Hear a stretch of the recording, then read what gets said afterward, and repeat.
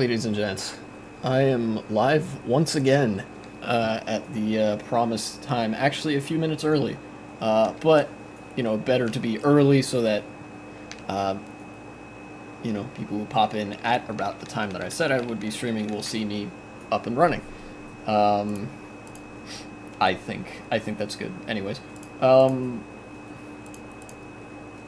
The trend continues. I have a list.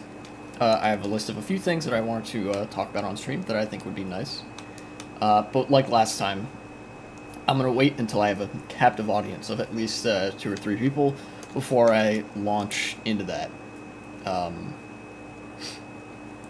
Yeah, and this stream is going to be some Bing chilling as well. I made a joke like that already, but I'm doing it again because it's a good joke and I like it. Let's see, yeah. I'll just do that. There we go. Very nice indeed.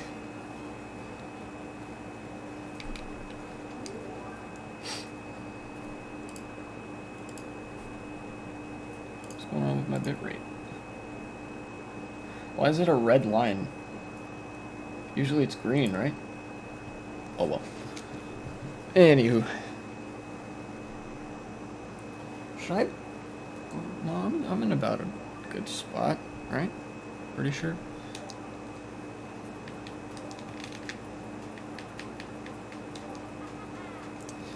This is, here we go. Y'all can't see that, but I adjusted the volume on that monitor where I am playing the Mario Kart.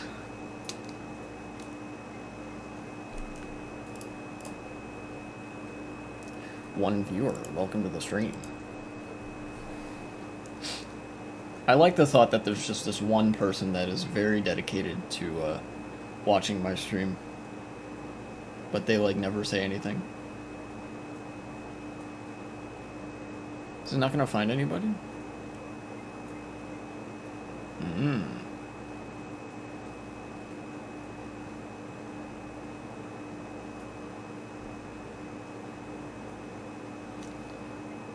This is a raised eyebrow moment. Are CTGP servers down?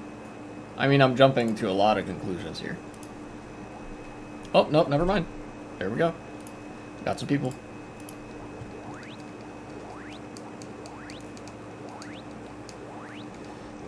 Ooh, somebody from Chile. Alright.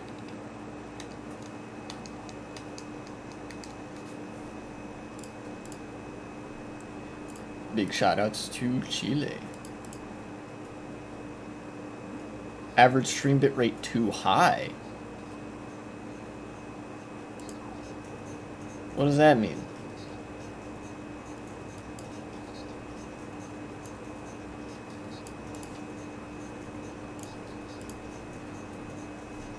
You know what? I'm gonna look that up.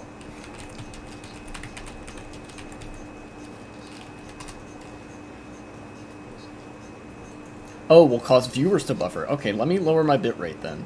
Settings. Output bitrate. Let's do 4500 on the nose. Apply. Okay.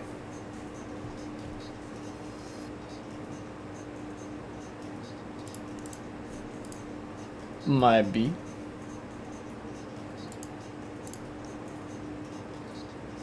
Let's see if this updates here at some point.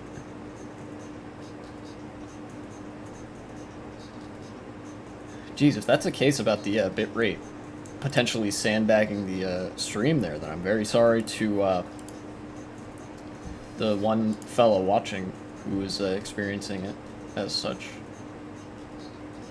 I think if I'm correct, 4500 kilobit per second bitrate will be a little bit lower res than 6000, but what should happen is that you should be able to see the stream smoothly. Like it shouldn't lag too badly, which is good. I think my hot take: good internet is good, or good good connection is good.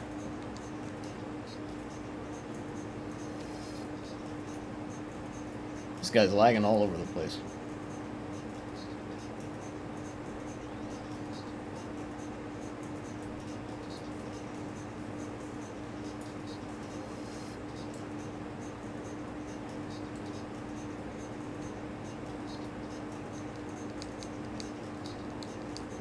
Gee, this guy's got a pretty big lead.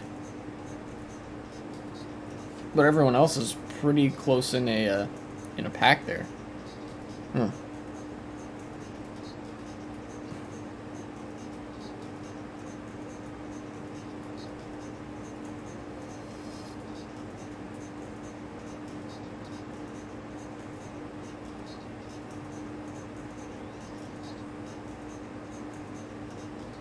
We'll join the next match of 10 players.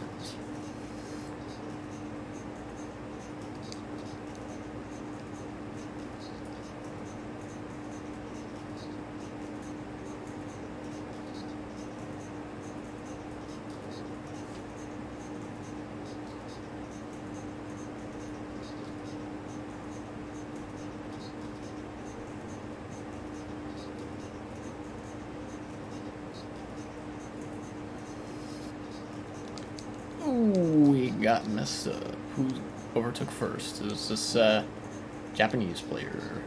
I think that's Japan, right? That's what the red line means. Or is red line just Asia in general?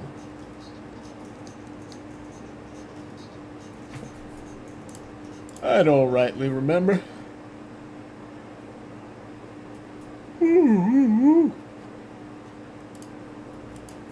Jeez, I'm tired today. Don't know why. Well, I mean, part of it probably has to do with the fact that I've been doing laundry since this morning.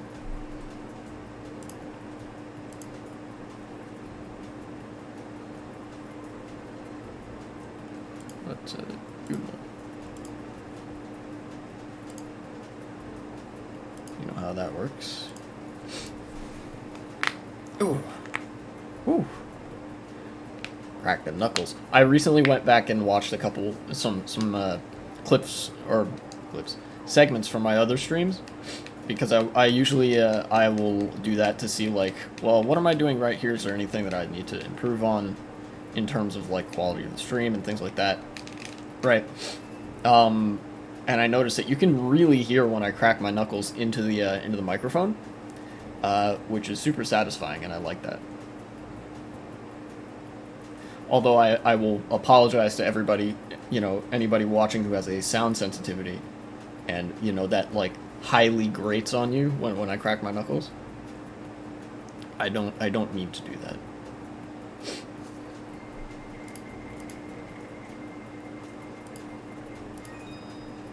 Alright.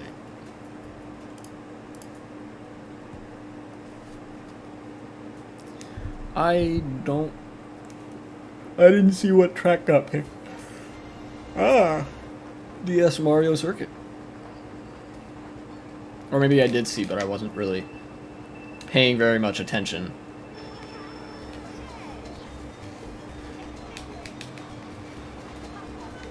Ow, Jesus.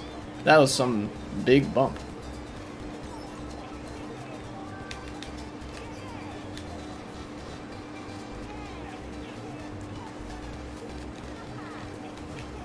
Just gonna use one mushroom here. I kind of want to hang around in the back a little bit, insofar as that's possible.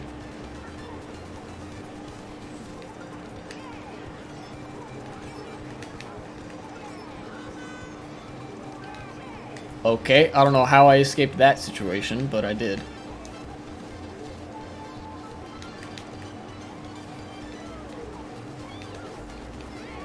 Got him.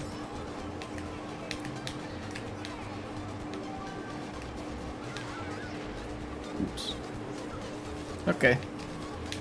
Shock happened at about 56 seconds.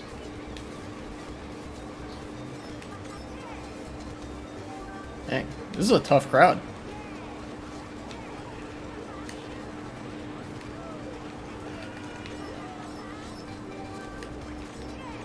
This guy's in first. I'm in second. Hello? What's going on here?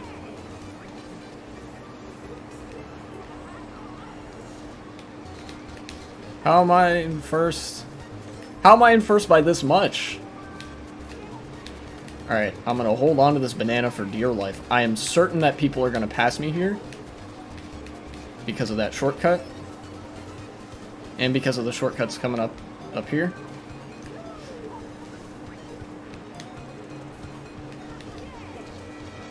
And because of that.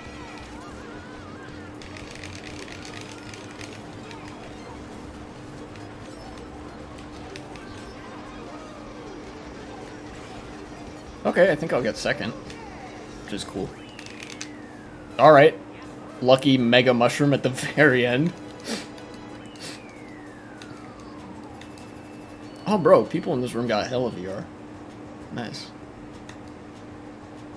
This is gonna be fun. It's gonna be hectic.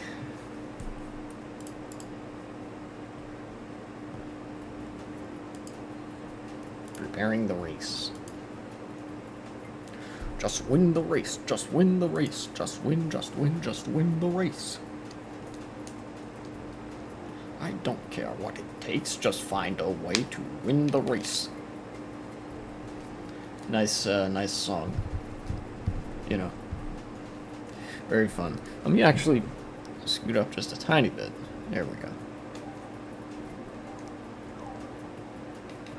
And Venom Snowstorm. I like this track. New, snow track. A lot of people might not like the whole snow level thing, but I'm a big fan of the aesthetic. And this track does not have slidey physics. I gotta say, myself, not a huge fan of slidey physics either, particularly in Mario Kart. But, in games like Mario, the platforming, 3D platforming games, Mario Galaxy, Galaxy 2, 64, I like the snow levels. Especially, well, what is it? Freeze Flame Galaxy from Mario Galaxy 1. That is such a cool level. Such a cool area, I guess. I don't know. Level, I guess, would be the apt term to use there. I gotta remember, this is not about the VR. This is just about me racing in Mario Kart. We'll go wide here.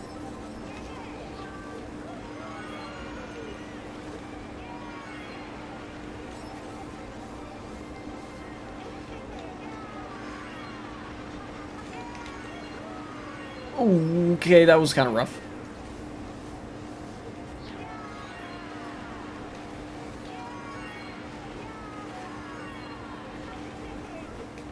I don't know the route.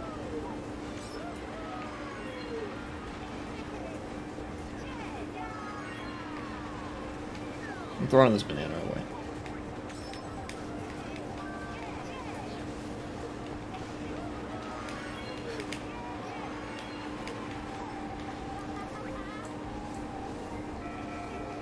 Somehow got a banana in fourth there. Very strange. Anyways. Red shell. One red shell in this place. I'm just gonna throw this. Oh! Oh, my back. Okay. Ah. Delightfully devilish scene.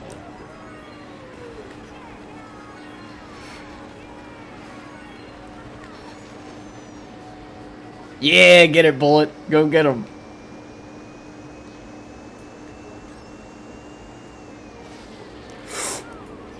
I dodged the shock. I messed up.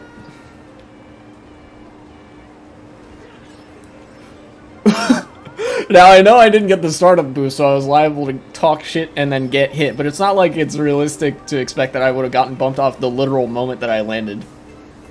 And then that put me from third to last. That is very funny. Very Mario Kart of you game. I'm just gonna use this in the same fucking spot.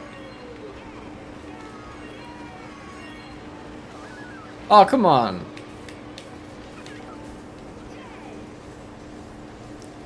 Really, man?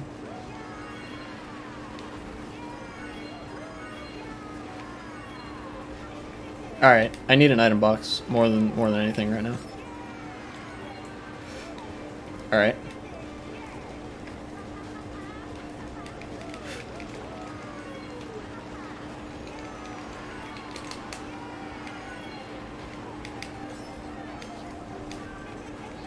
Seventh?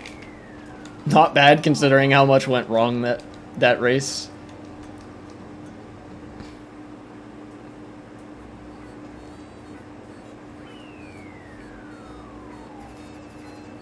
Only minus 45 for 7th. Alright.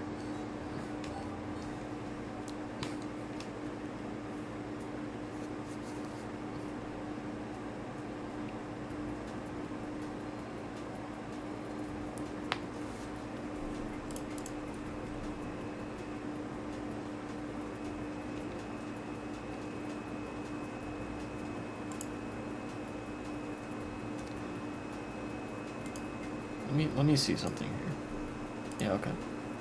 I just need to make sure that when I'm streaming my microphone, the microphone that my stream is using is the microphone that I actually want it to use. Because I remember a little while ago, the stream defaulted to using the webcam that's on the side of my, or the microphone that's on the side of my webcam, which is not bad at picking up my voice. The volume was fine, but it is not good at filtering. So there was some clipping and stuff like that. This microphone is much better at that. So less clipping, better audio quality, and stuff like that, which is real nice.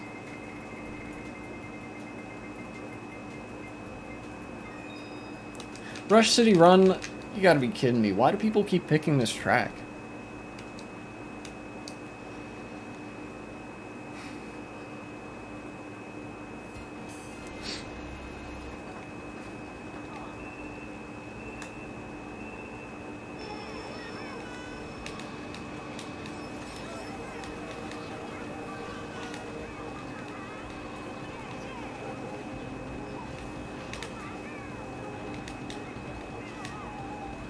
No!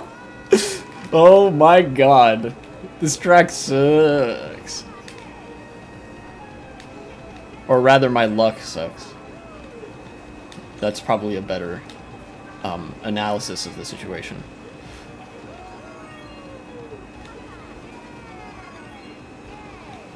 Okay. Whew.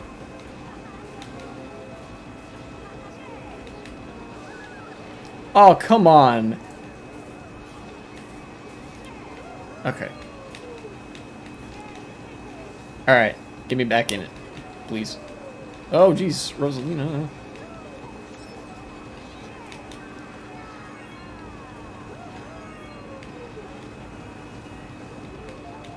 Okay.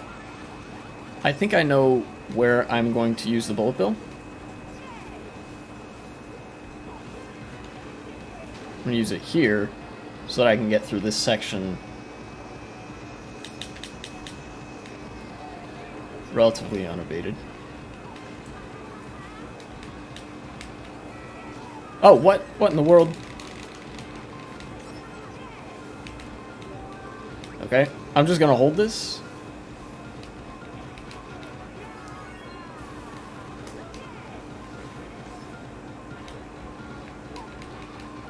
And wow, okay. Seems like me in 4th place have a little miniature breakaway here from the rest of the pack that I'm going to try to widen just a little bit.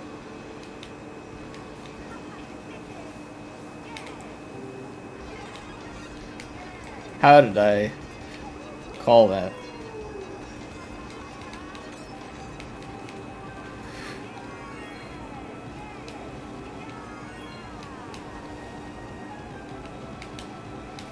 Alright. I'm going to start throwing this back because 1st and 2nd are hopelessly gone.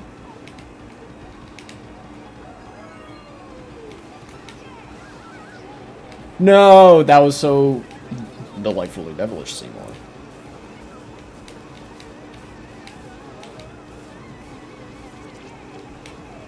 Alright.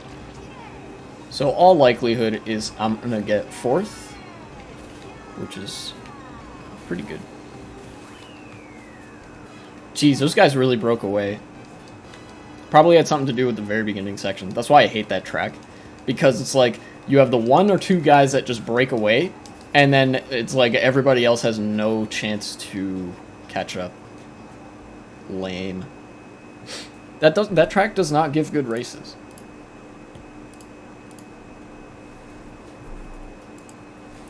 Give me something like, I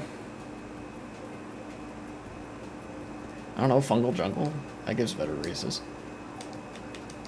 Or Envenom Snowstorm, in this case.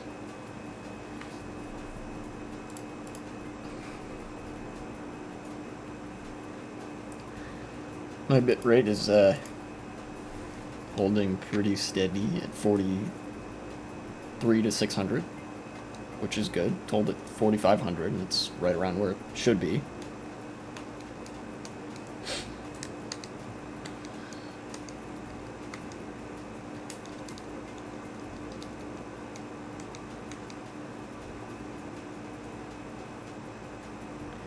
Daisy Cruiser, Daisy Hillside.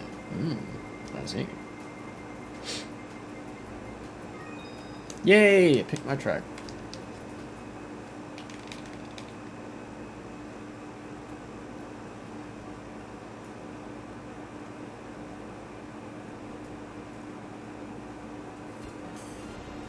Oh, it's mirror? Interesting. Alright.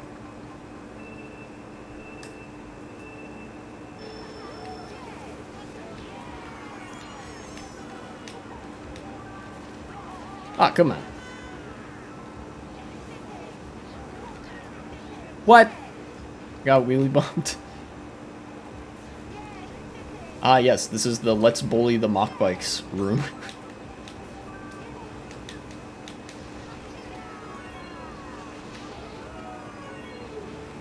I'm gonna chain this star at the next item boxes.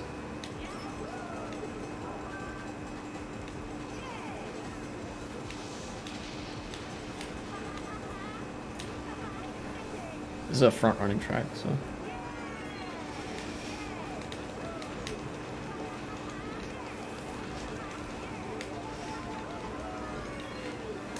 Oh, I didn't get a item box.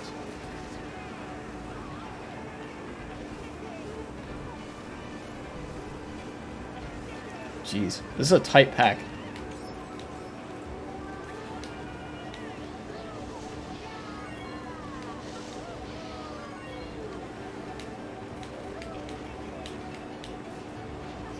Okay, just gonna drive here.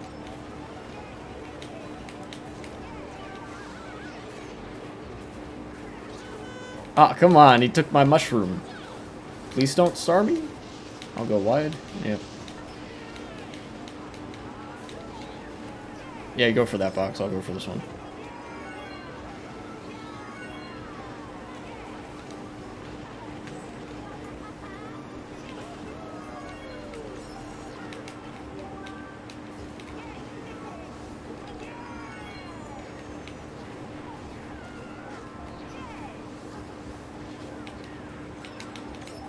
This is so crazy.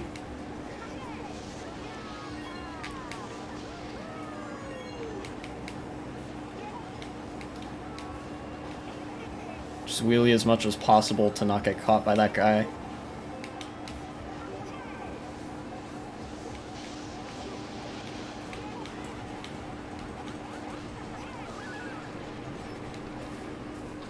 Okay.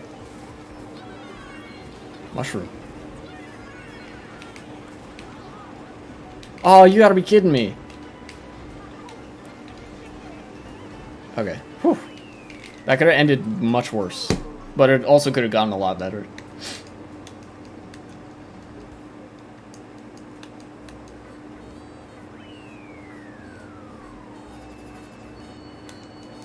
Jeez, this room's getting my heart rate up. Shit.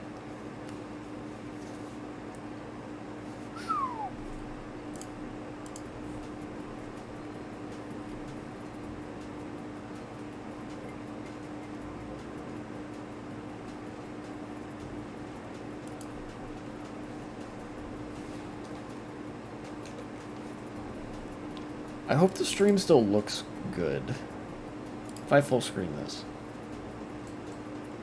Yeah, okay, it looks fine.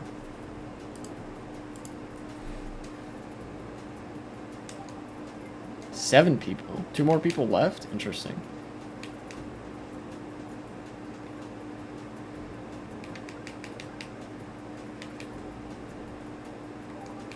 Ooh. I don't know why I picked that. Desert Castle Raceway doesn't give the greatest races either, for the same reason that Rush City Run doesn't, but I guess it just feels like more of a track. And also I used to time trial this one a lot, so.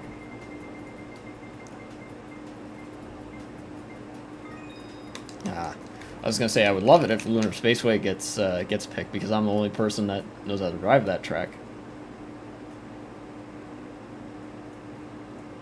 But Banshee Boardwalk, Nintendo design.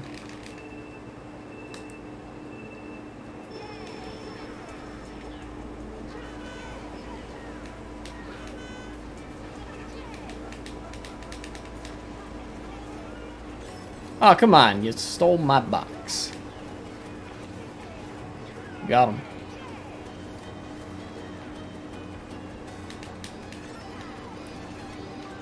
Ooh, Mega Mushroom. Oh, you gotta be kidding me, dude. Come on. Every single time, even the times when I get, like, good placing, it just seems like this game is beating me up and taking my lunch money. Jeez, man.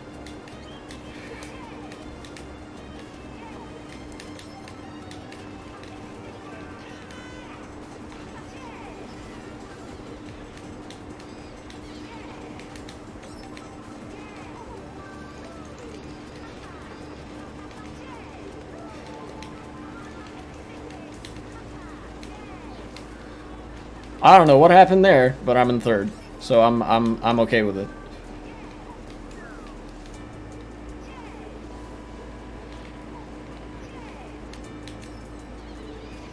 And now I'm in third with no item, which is not good. I have to really watch this guy in front of me to see where he throws this red shell. Aha! You thought you could get me, but you were wrong. And now I'm in fourth. Oh, shit!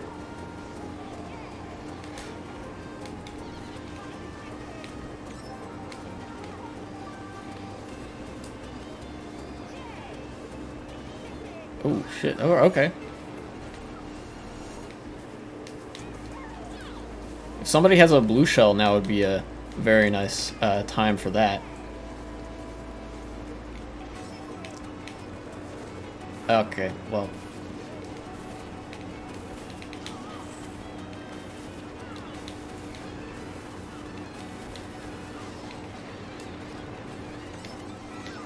Oh, what? You gotta be fucking kidding me, dude.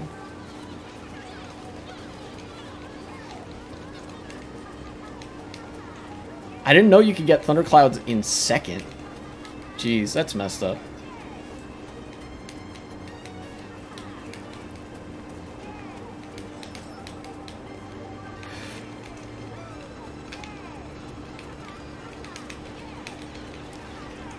Come on, let me pass somebody. Fifth?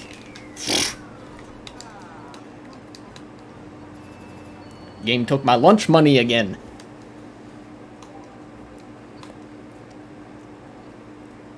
God, why can you get thunderclouds in second? I fucking hate that.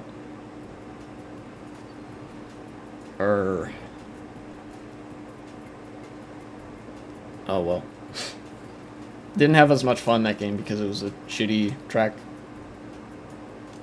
All the, like, really flat Nintendo design tracks, I'm not a huge fan of. You know? And that one I think is even a pretty old version of, or not pretty old, but, like, outdated version of Banshee Boardwalk N64. You know? Like, there's a newer version that's way better and has more trickable things and, like, a couple boost panels and even an off-road part where you can do a shortcut. But no, they're still using this one. Honestly, I know that, like, CTGP's on some level, it's like we want to have all of the retros or as many retro tracks as we can, but I think really there's an argument to be made to just scrub the retros from the game and keep it mostly to new designs, you know? Speaking of retros, this one's a little bit better because it's not the most flat thing in the world, but, you know, Luigi Raceway is still Luigi Raceway. Ah, 2 viewers. Oh well. Wow, what's going on? Open the fucking text notepad and then it just closed itself for some reason.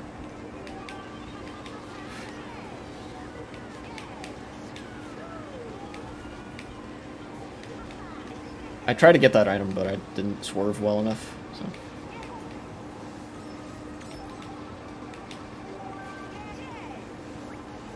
And, you know, by the way, guy, totally fine with being in second here. However, you need to go.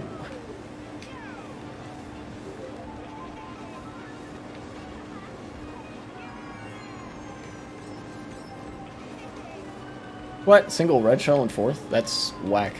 And I got bombed. Okay.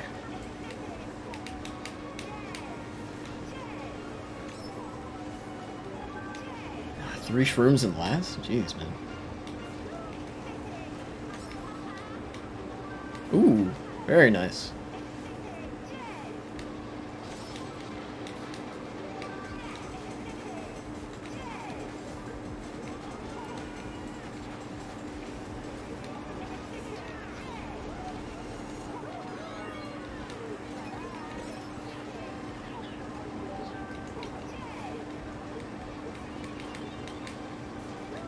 In 5th place.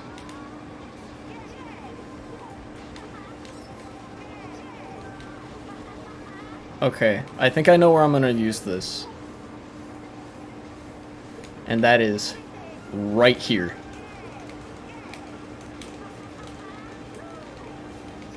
Got him! Get cheesed, idiots. Alright. So, first a fun story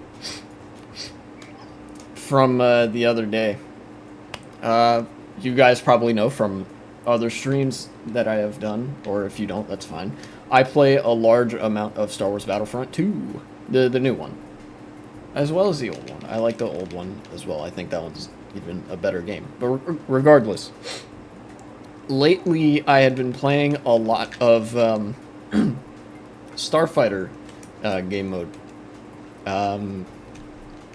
so I can get all the unlocks. In fact, I might do some of that later, but I think first on my priorities list is Pokemon Legends Arceus.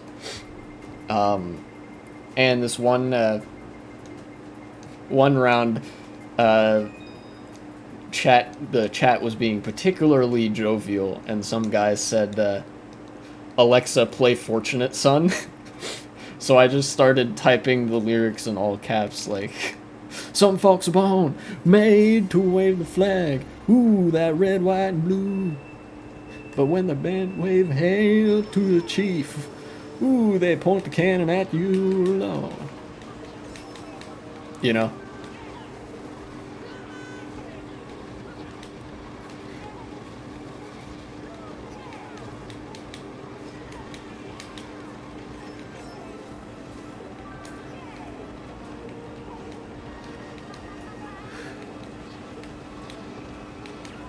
Oh, shit!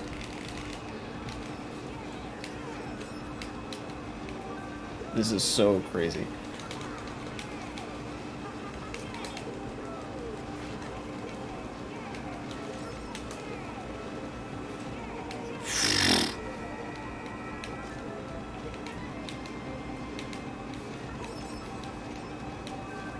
Whew.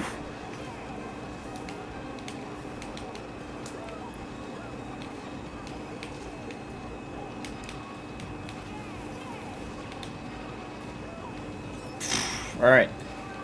Let's just hope I can maintain this spot here. But yeah, I thought that was real funny. Um, the joke about fortunate son and all, because you know, Empire do be committing all the war crimes. Well, not all of them, but many war crimes.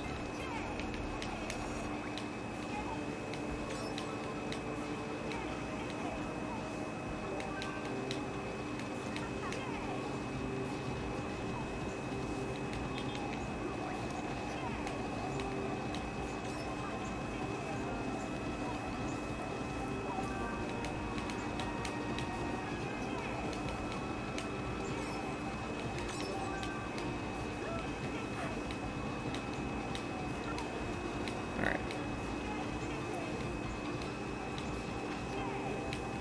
Okay. Second place, here I come. Alright. Very small thing, but, you know, that's some of the best that the game has to offer in the chat.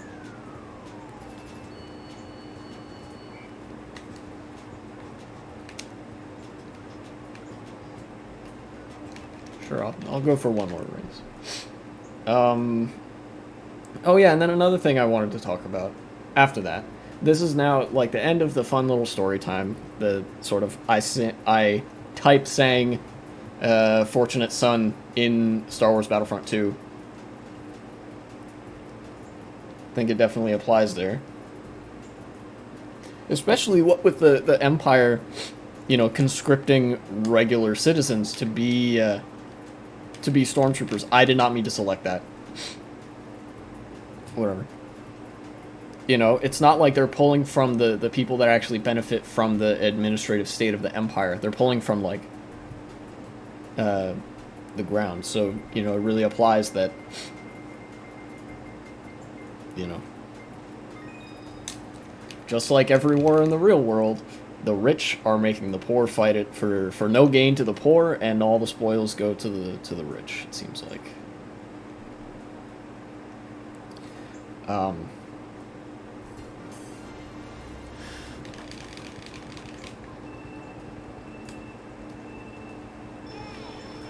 But anywho, another, like, less related thing is kind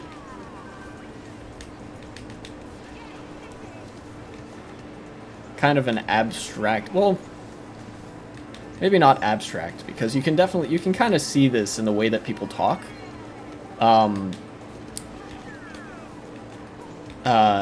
But there's a very important difference to be made between different kinds of conservatives. And that is to say that there are conservatives who support conservative policies out of a place of ignorance because they genuinely believe that that will help the country. And then there are conservatives that support such things out of a place of malice. For example, one such policy is broken windows policing, right? There are many a conservative who support broken windows policing. But for some, they actually support it because they believe that having more aggressive cops and things like that actually makes neighborhoods safer, which obviously is a good objective. You know, it's a good goal to make neighborhoods and communities safer. But they are mistaken in that that is not what broken windows policing does. It's, you know, not really how it works, etc., etc.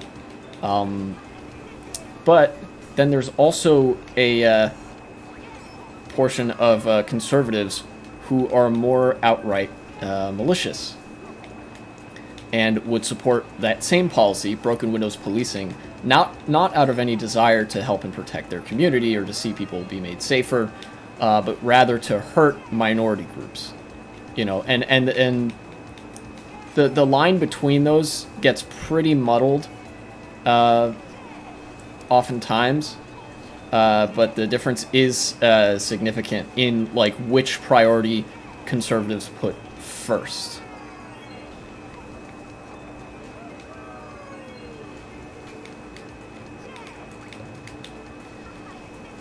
So, for example,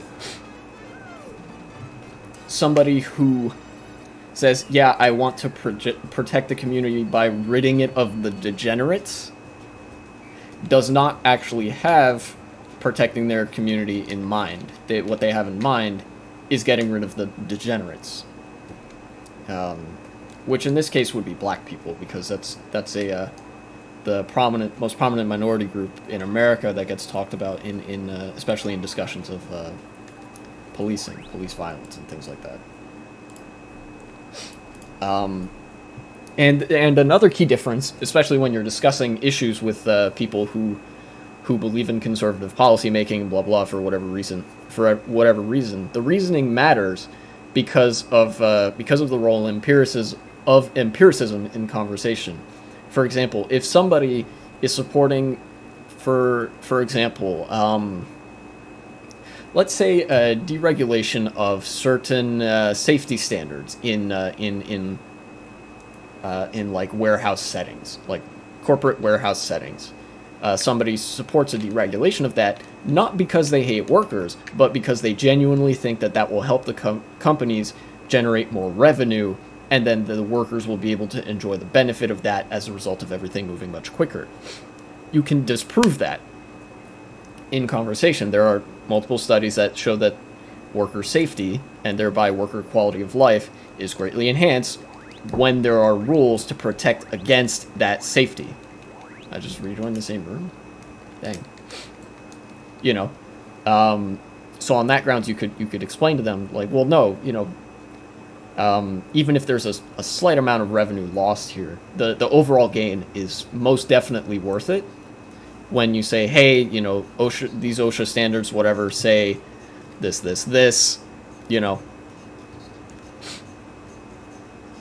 workers have to be supplied with this kind of protective equipment. You can't tell them to do X, Y, Z because those are dangerous working conditions, blah, blah. You can't mandate they work beyond a certain number of hours because that's bad for their health.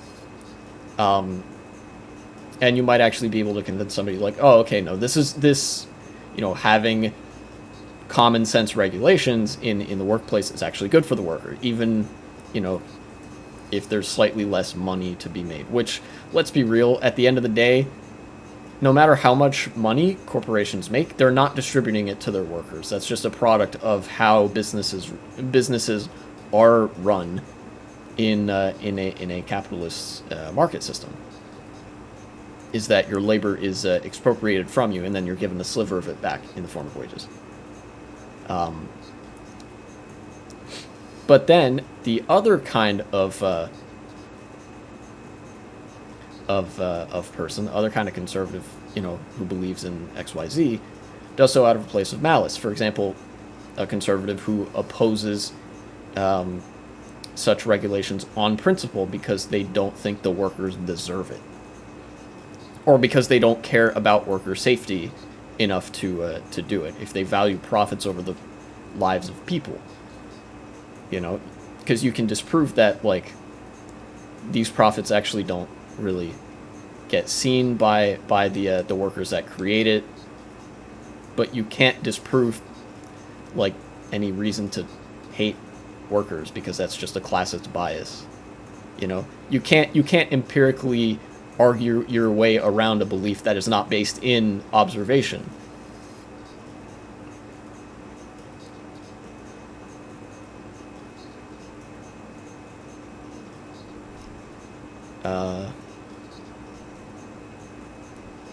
Yeah, I think that's an important thing to bring up, because the as annoying as you come off sometimes, as I have come off sometimes, from just asking why repeatedly, it's important to do that, because, like, depending on where that leads you in a line of questioning or whatever line of discussion, you end up getting to the point that now somebody has a non-falsifiable belief, by which that means there is nothing that anybody could say or present to them that would change their opinion on that, even if they were wrong.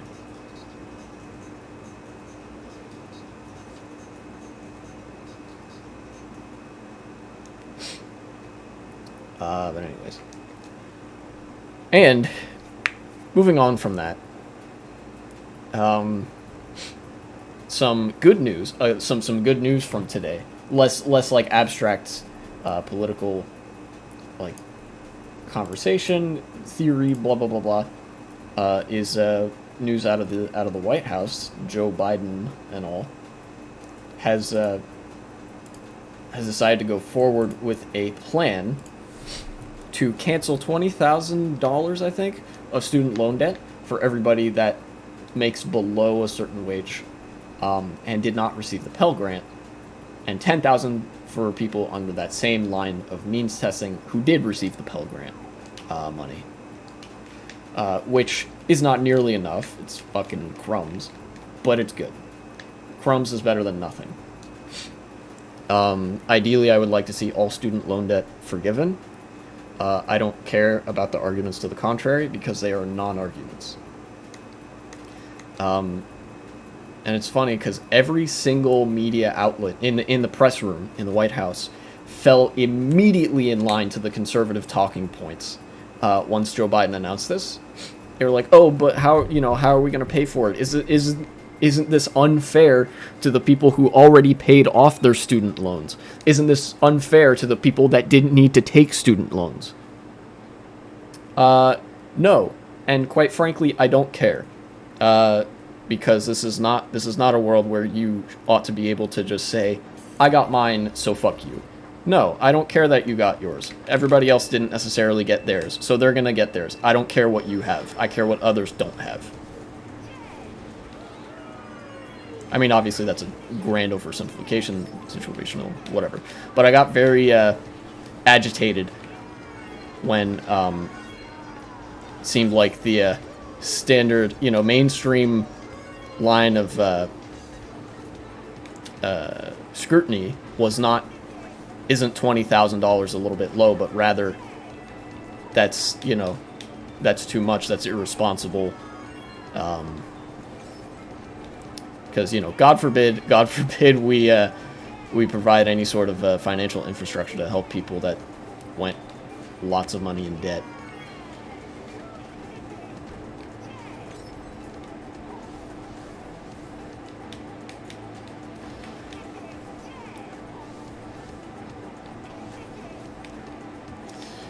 But for a more real counter argument, saying canceling student loan debt is unfair to people who still have student loan debt is tantamount to saying it is unfair to provide people with a cure for cancer because there are people who have died from cancer.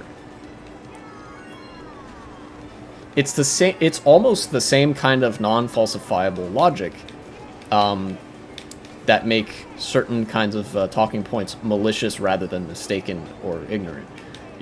Because if you say that, like, if your argument uses the same logic as it's unfair to cure cancer because there are people who have died from cancer, there's nothing that you could do or say to those people to convince them that, no, actually we should cancel these debts. Like, there's no evidence that could be shown to them to change their mind.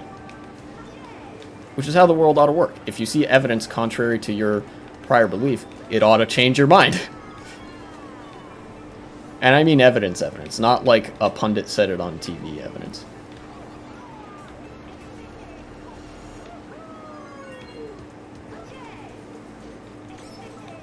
God, I can never figure out that route.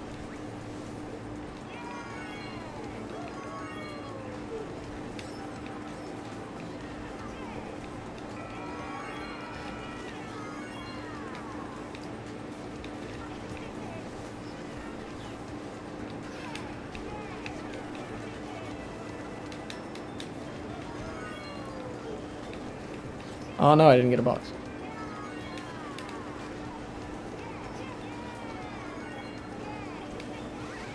Oops.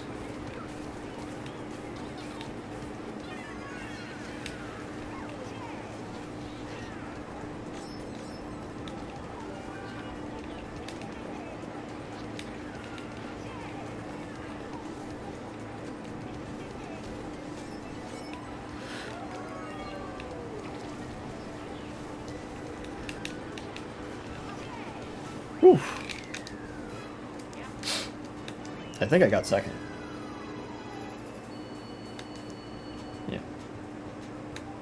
But also, using that argument is incredibly classist because it assumes that everybody who takes student loan debts has the capacity to pay them off. Student loan debts are a uniquely deadly fiscal trap.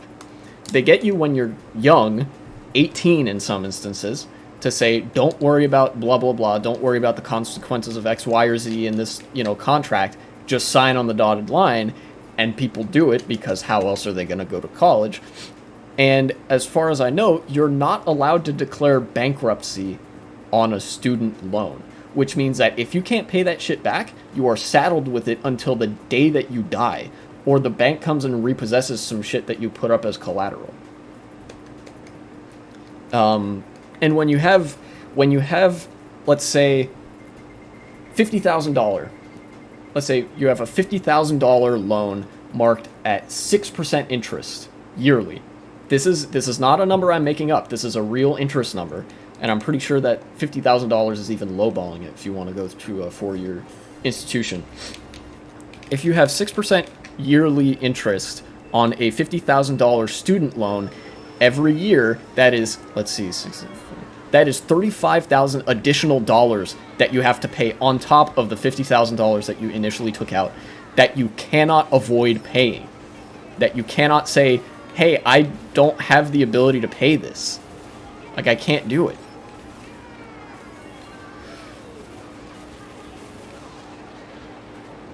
Which is fucked up.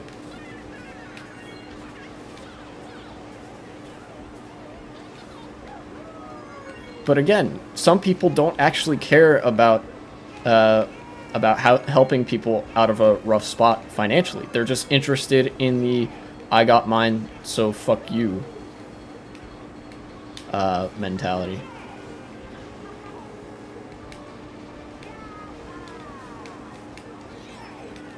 Shit.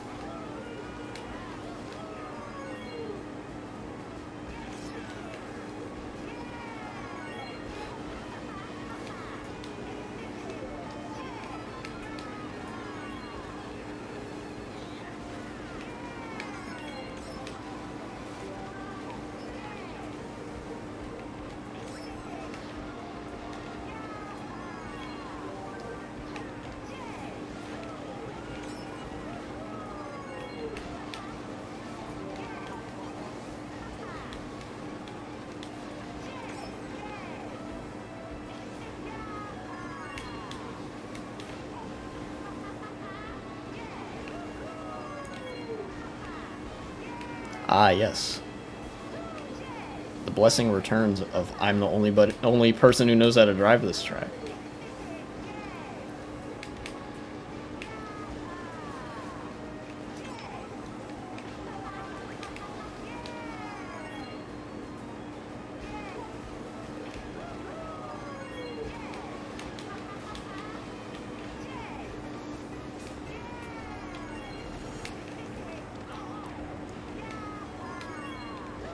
Dang it, I missed the box. It's okay, I'll get one up here.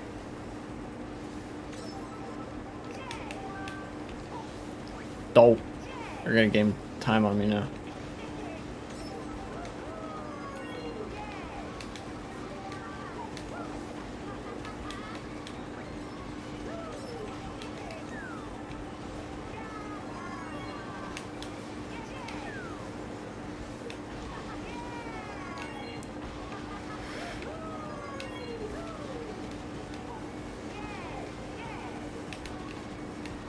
Well, maybe not nobody. This guy seems to know how to drive this track.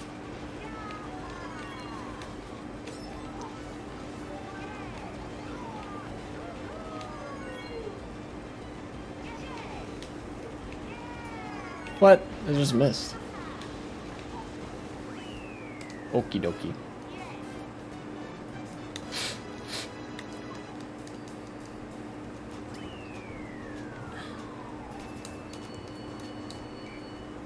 So yeah, basically, seeing it as a moral failing that somebody can't pay back their student loans is classist, and you're a dickhead.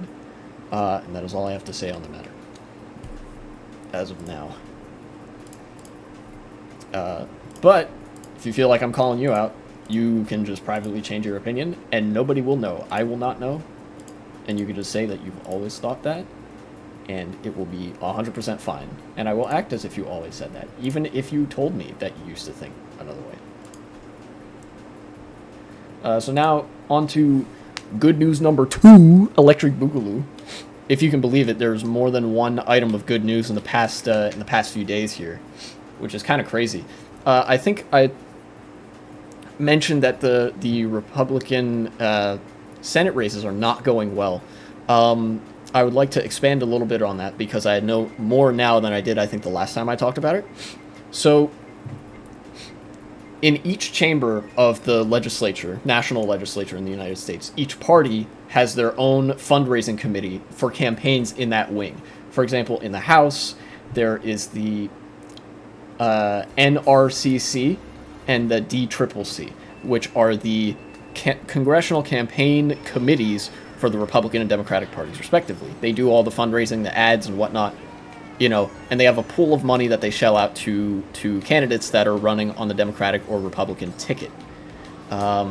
Likewise, in the Senate, there's the DSCC, I believe it is, and the NRSC, which are the the senatorial fundraising committees for the Democrats and the Republicans. Now, the NRSC is headed by one Rick Scott, senator from Florida. And for this election cycle, they've been doing all their fundraising shit. And the Republican Party raised in total about $100-something million. The number I heard was like $150 million. Don't quote me on that, but big numbers, big fundraising numbers, right? But as of right now, with still, I think, a couple clean months to go before the election, they are now down to just $28 million. Again, from a pure perspective of logistics, this is not good for the Republican Party, because they're literally, their party is running out of money to spend on these campaigns.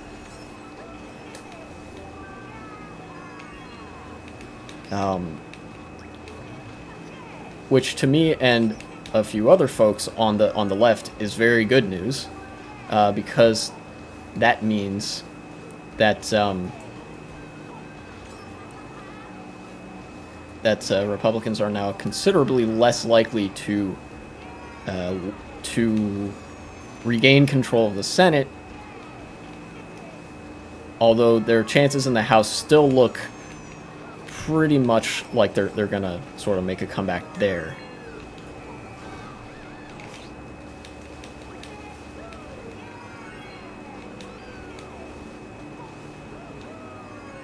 And meanwhile, so while the NRSC is down to just $28 million left, it gets better. The Republican Party is now asking the chair, Rick Scott, hey, man, where's our money? As in, they expected there to be more. Now, obviously, there's no reason to suspect any sort of, like, foul play or anything. Just that this is way less money than they expected to have at this point in the campaign.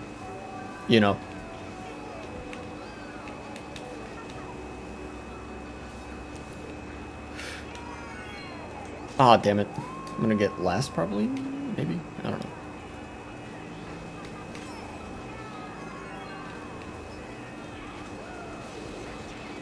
Ah, very nice. And while they're kind of trying to proverbially bang down his door and say, "Hey man, where's the money? Where's our money?" Rick Scott is on vacation in the Mediterranean on a yacht. So he just kind of bounced, and he's doing the cartoon villain billionaire thing, hanging out in Europe, outside of his country, ignoring everybody at home, on his yacht. So common Republican L. but also sort of uncommon in the sense that I don't remember this happening any other. I don't know if there's ever been another election cycle where this has happened, where the Republicans quite literally ran out of money to run campaigns. Which is also, funnily enough, which is also indicative not just of the sort of bad state of the Republican Party, but the bad state of who they'll put as the chair of their finance committee, their fundraising committee. Rick Scott is not good at handling money. And I cite it as a massive Medicare fraud that he did a few years ago. Not to sort of criminally impugn him in his handling of the funds of the NRSC, but just to indicate that he's not good about handling money. So, a little bit more statistical, logistical, boring, dare I say, right? But to my statistically minded and campaign finance brain, it was very interesting to learn.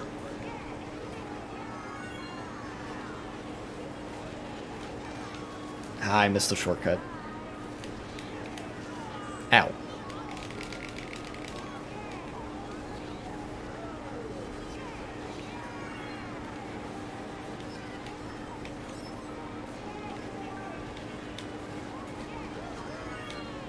Ow.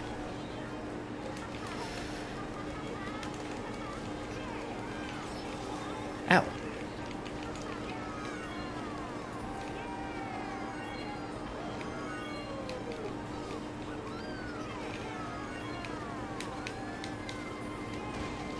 Oh, what the fuck?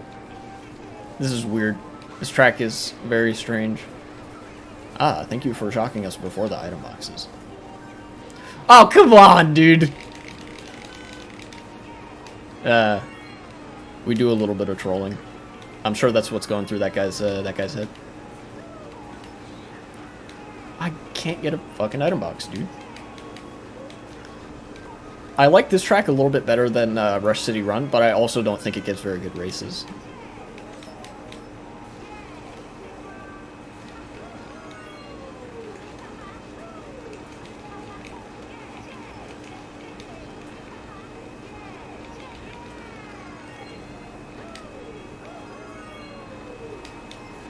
Okay, back in it, kind of.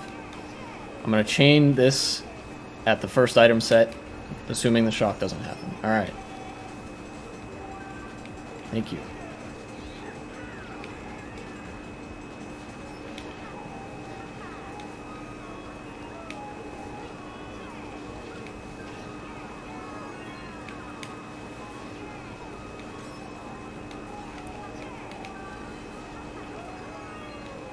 And then I think I know where I'm going to use this. Damn it. Now I have to use it here, as opposed to where I wanted to use it. Damn it.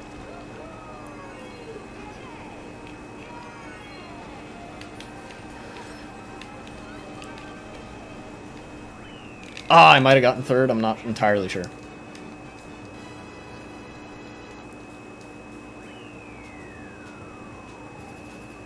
Nah, fourth. Okay.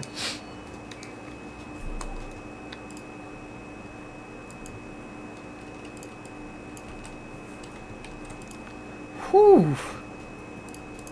Man. The most hectic races yet. Oh, man. It seems like the further I get into coming back to Mario Kart, the more crazy the races seem.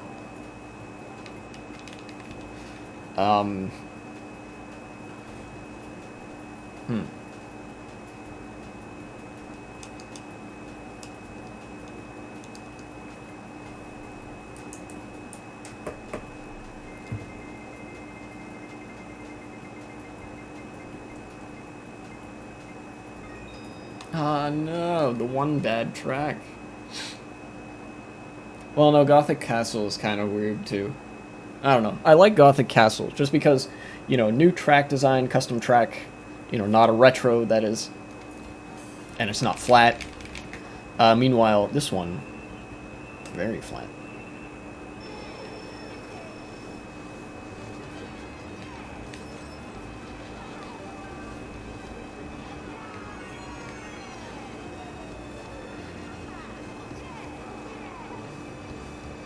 Yay.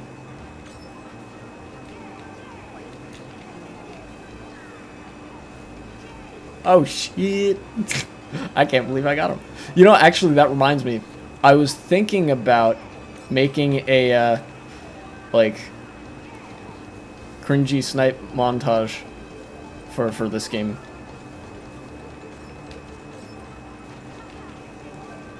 You know, where I show all the times that I've sniped somebody with an item.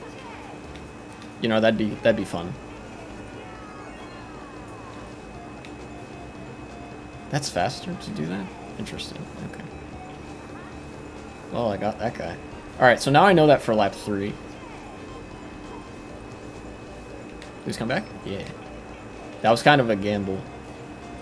Ooh, okay, first item set is up here. I'm gonna try to power them through the boxes. Yeah.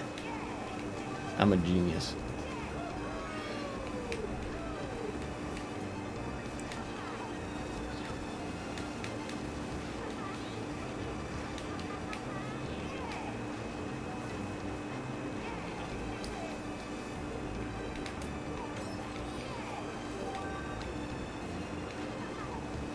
Am I gonna get first on the dumbest fucking track? I am. I always get first on the stupid tracks.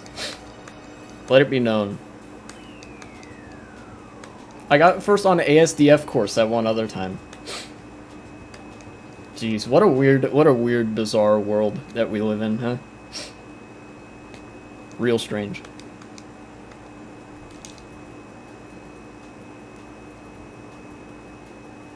Now, I'm trying to think in my head, wouldn't it be nice if I got to 9,000? But I also don't want to obsess over it. You know, that'd be pretty cool, I think. But also, mostly, I just want to be here to drive. I'm trying to keep that first and foremost in my brain. Because the moment I think, like, oh, it's all about the VR, it's like, it's all over. I'm not having fun in the game anymore. Okay, now, these are better tracks. I even give Bowser Castle 1 a pass because it's really short. And I actually had a lot of fun with it on the 3DS version. I think that was one of the perfect tracks from the Game Boy to port into Mario Kart 7.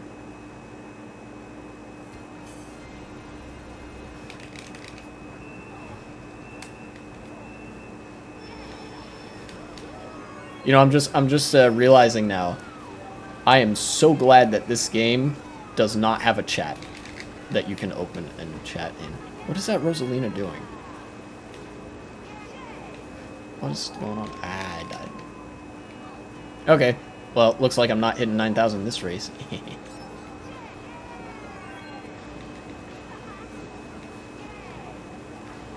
Let me chain here.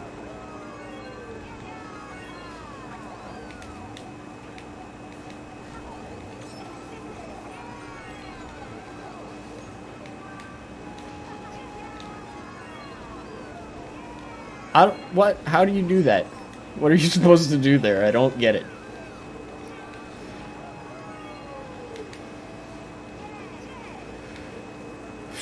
Almost fell into the same fucking trap.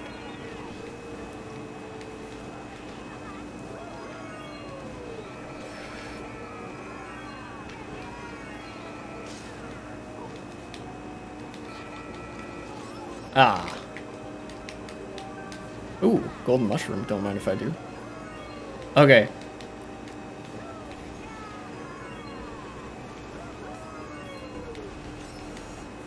Now, there can be shocks in 6-player rooms as far as I know.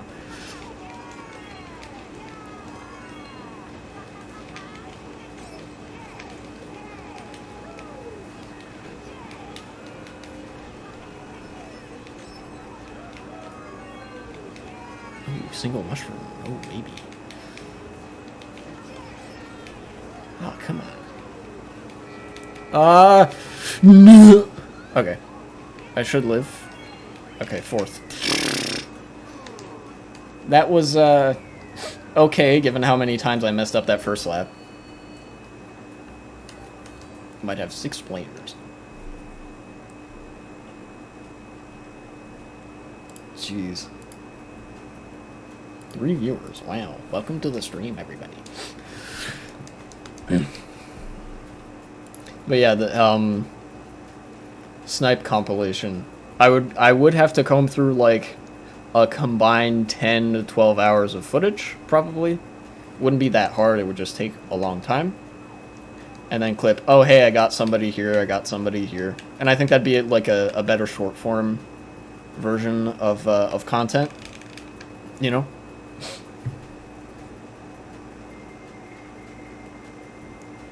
Because these streams are long, and if you want to see the clip moment, or like the cool moments or whatever, I don't highlight these or anything. I just post the full VOD to YouTube.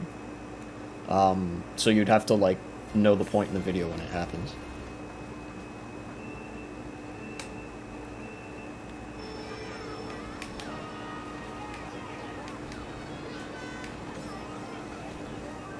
How... okay. I'm actually so glad I got hit by that.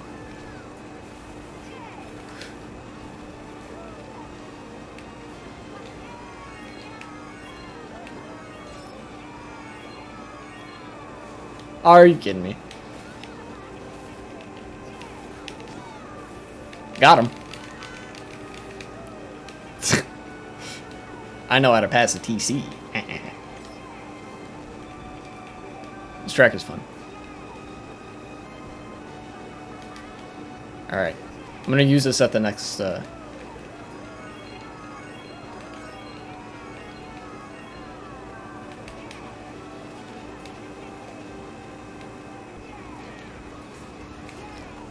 Now, I know this is Thundercloud territory, but I am gonna go for a box.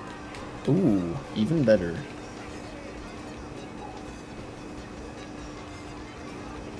I'm gonna let you have first, because I don't want to get blue shelled.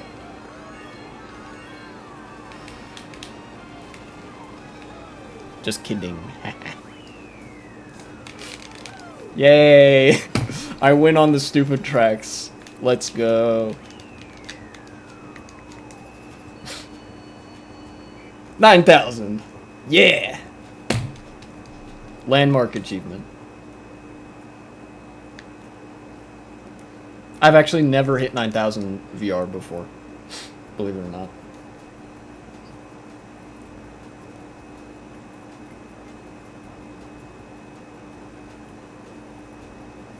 Seems like pretty consistent 6 people here.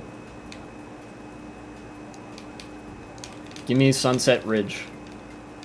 These guys all seem like new school players, so I don't know if they would know the old school. Well, this person's picking Mushroom Peak, so maybe.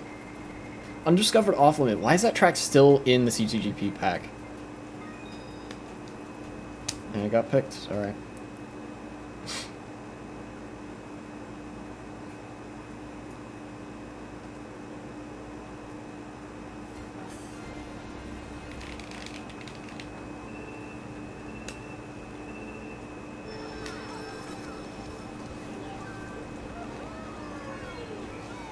Ow.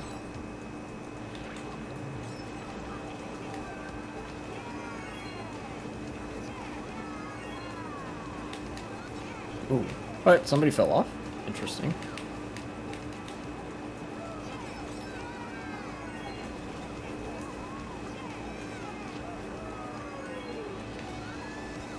I think I'm gonna... where's the next set of item boxes, huh?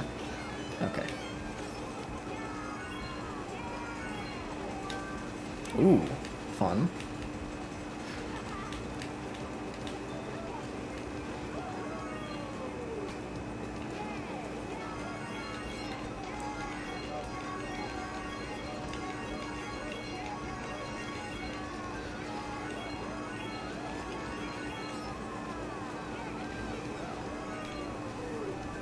I know the person behind me has triple red shells, so I'm going to hold this red shell.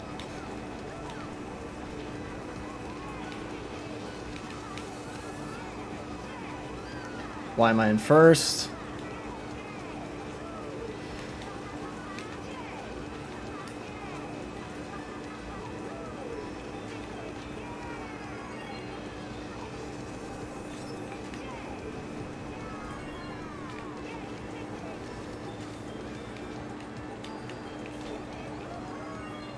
Ah, shit.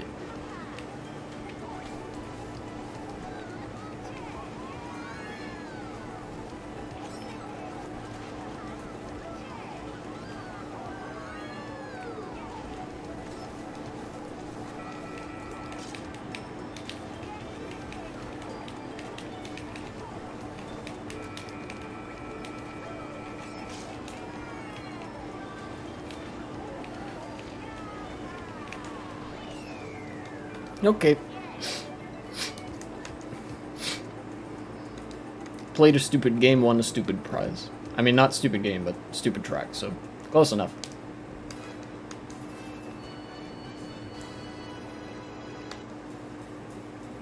Seven players, alright, we're getting up in the player count, alright.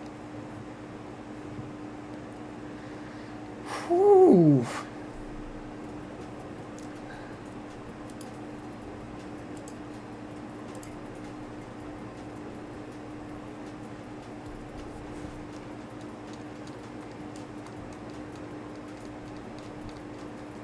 Trying to think, what else is there to talk about? Much besides the game, of course.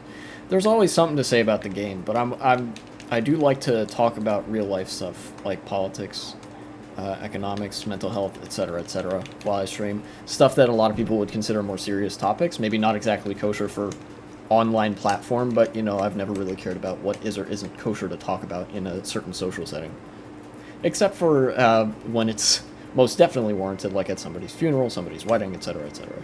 You don't want to ruin somebody else's, you know, ceremony or commemoration or whatever. But if it's just like a social event, then there's no impetus stopping you from, you know, talking about anything.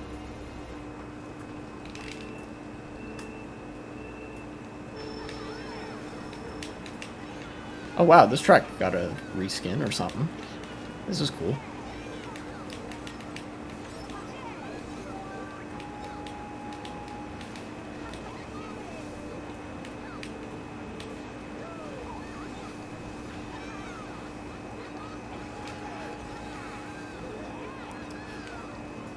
Okay.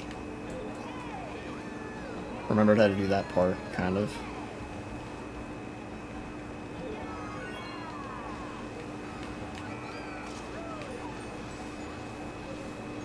Give me this item.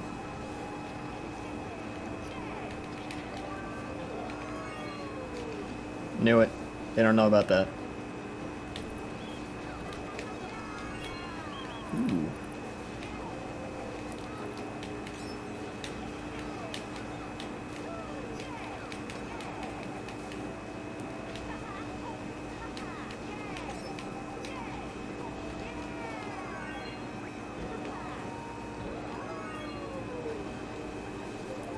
Okay.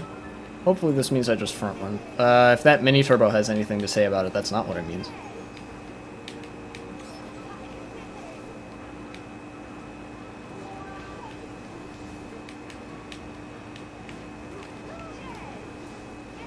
I didn't get anybody.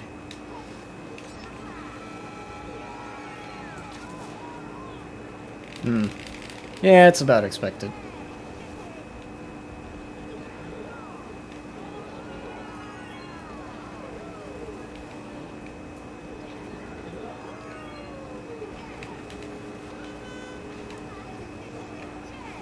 Give me this item. Did he mess up or something? Interesting.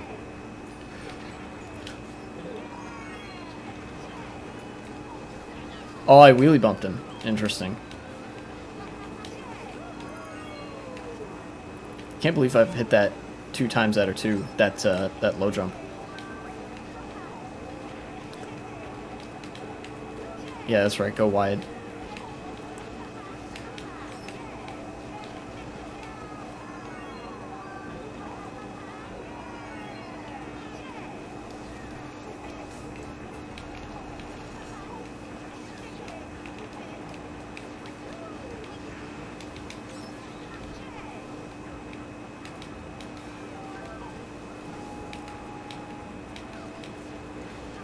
Thank you.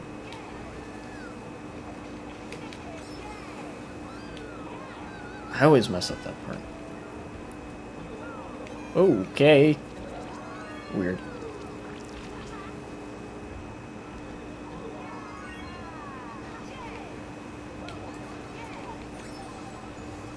Okay, he's got a banana.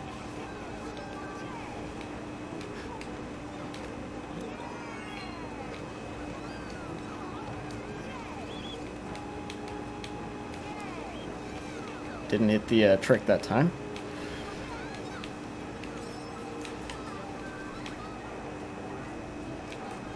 Yeah, go ahead. Just take first. Or, I guess, second now.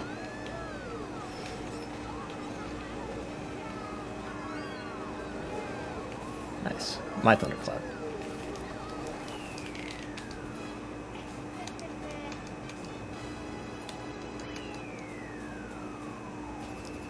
That was considerably more of a fight than I thought it would be. 6 players? Nah, I'm leaving. Man.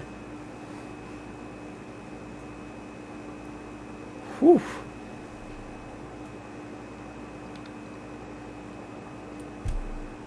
You know what? Let me just do some regular old worldwides. You know, why not? Right?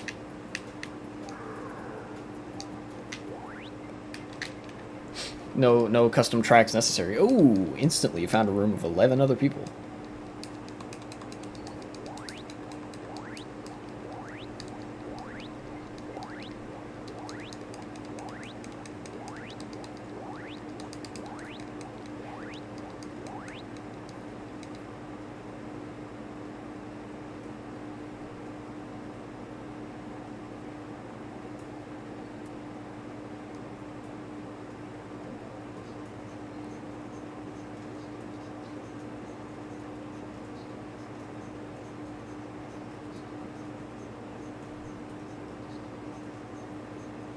I wonder.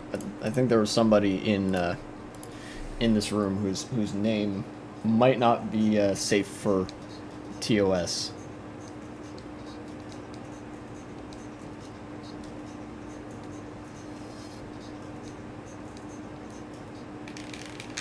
We'll see.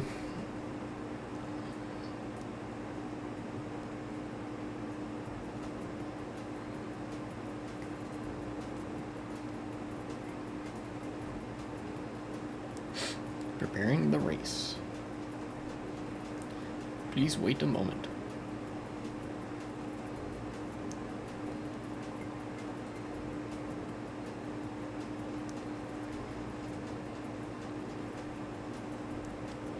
Yeah, that's what I thought.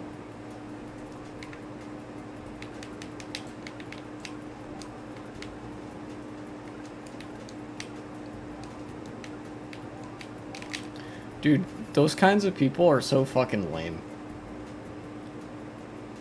Couldn't think of a better joke. Jeez.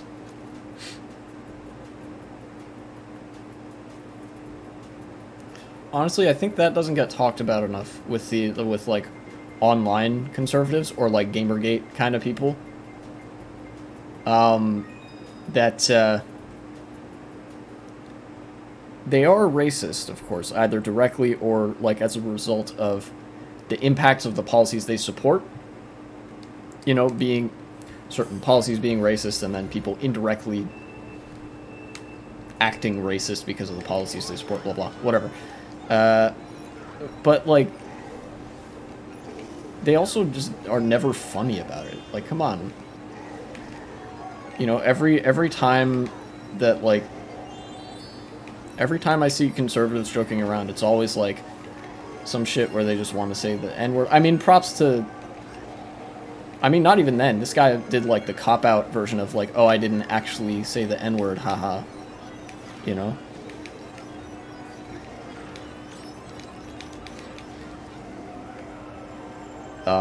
But so many people will just say like 1350 or something. You know? Which is a real statistic. Like, if you go to the FBI crime statistics website, it is true that the black community, accounting for only 13% of the United States population, is overrepresented in crime statistics to the degree of like 50% of reported / convicted / whatever crime is committed by members of the black community. But the reason for that gets very thoroughly buried because people who joke about like 1350 aren't actually interested in the reason why that statistic exists. They're only interested in an excuse to impugn the cultural character or whatever of black people. You know? And the reason for that statistic is actually pretty simple. And it's because in the United States, there's a functional legal ban on being black, it seems. Obviously this problem goes way, way, way, way back in United States history. As far as, United States history really exists, this is a very young country. But the black community has been disproportionately poor for the entire duration of existence in America. Even when the slaves were freed after the Civil War, the United States reneged on the promise of reparations for the black community, for freedmen at the time they were called. So basically, they joined the game of Monopoly a couple hundred years too late and with $0, and that's a gap that's almost impossible to make up.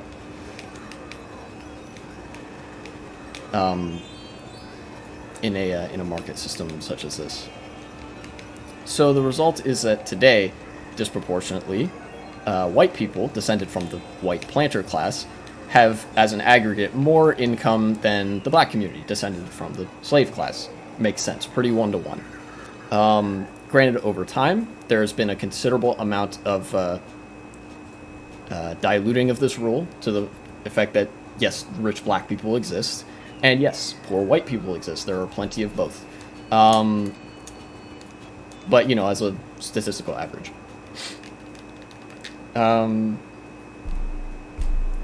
And with poverty comes crimes of desperation.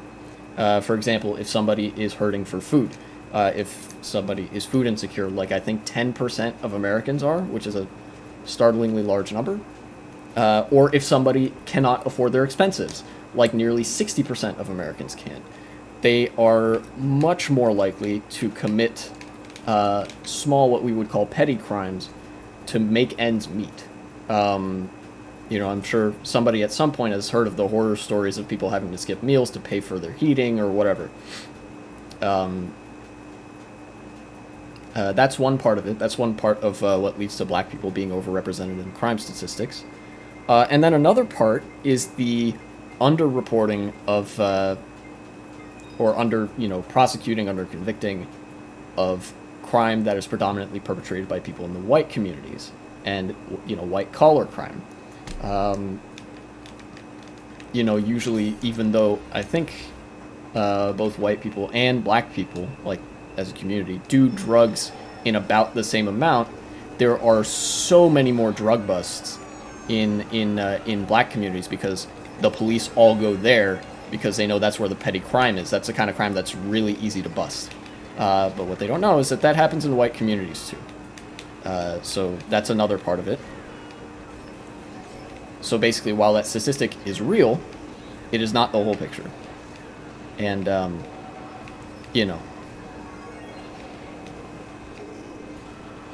And of course I'm playing right into the hands of all the people who say 1350s, who claim that they, want to get a rise out of people, etc., etc. But honestly, the reason I'm having this reaction is because I know they all know this. I know everybody knows that, even the people who say 1350, I know they're actually just saying it to impugn black people. That's not something I feel like I need to explain. The reason I say this, and the reason I did end up explaining it, even though I said I didn't have to, is because it's fucking played out, and it's not funny. There are a myriad of ways to make genuinely funny, racially charged jokes. None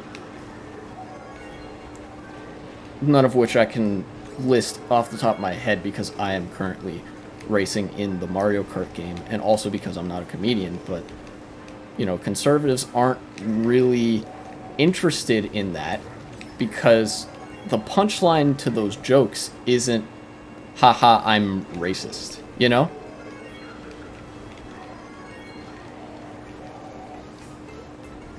The punchline to those jokes is usually, haha, wow, black people are in a shitty situation, isn't that fucked up?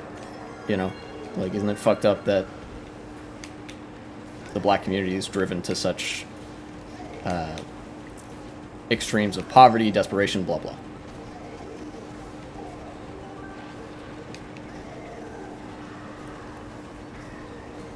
But they don't do that because that requires a level of nuance beyond I'm racist. And, you know, it's a little bit frustrating because, like, especially because a lot of them will, like, act the comedian when they say shit like that. Like, it's the funniest thing they've ever heard. It's like, come on, dude.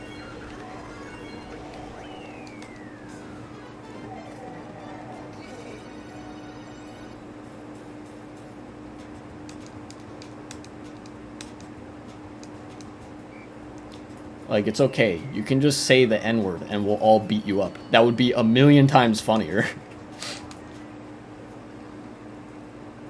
In fact, there was a version of that edgy joke in, I don't know if you guys know of Senor Pelo. He does, like, the animations or whatever. Somebody did an animation. It was not him. In the style of Senor Pelo, about the history of the Ottoman Empire. and there was a racially a little bit edgy joke where it was like Bulgaria said, I want to be independent. Or like Albania or something said, I want to be independent. And the Ottomans said no. And then somebody says, hey, he said the N-word. And then they all go and beat up the Ottoman Empire. And then Bulgaria does the same things. Says no. And then they say, hey, he said the N-word. And they beat up Bulgaria. Which is basically how the Balkan Wars went. And that shit was funny because it was clever. And it wasn't just like repeating the exact same joke for the 1,000,000th time.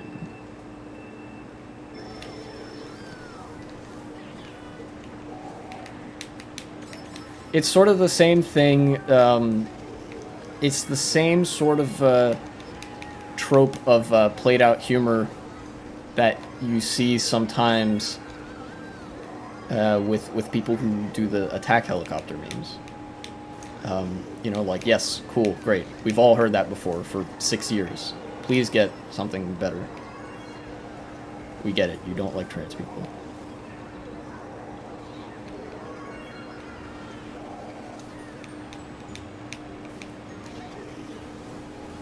Oh, poor bastard. You're not giving that to me.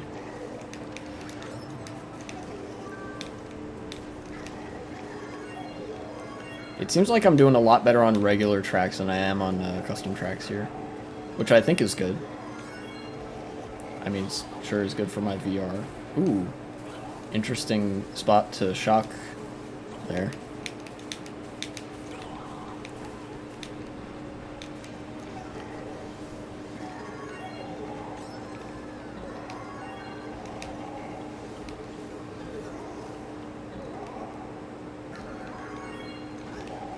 Okay.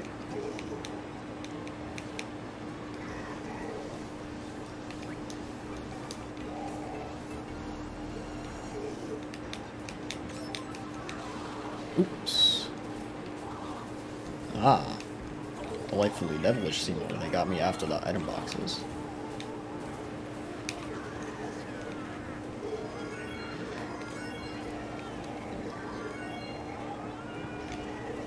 In first with 3 green shells? Interesting.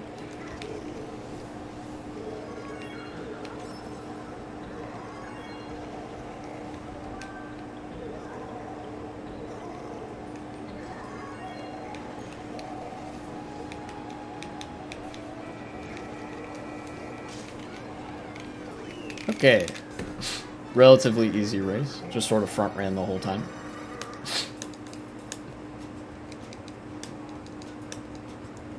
Nintendo tracks, I think, are a little bit easier to get.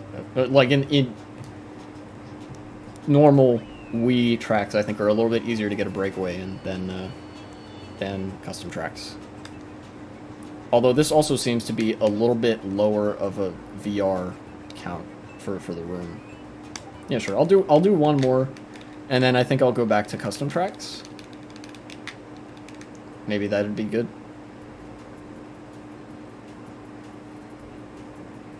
Some of it might also have to do with the fact that I'm now using Bowser on the Bowser bike, as opposed to... Oh, that guy is gone. Nice. As opposed to earlier using me mock bike, which is kind of unruly, or like very volatile. Oh, somebody left.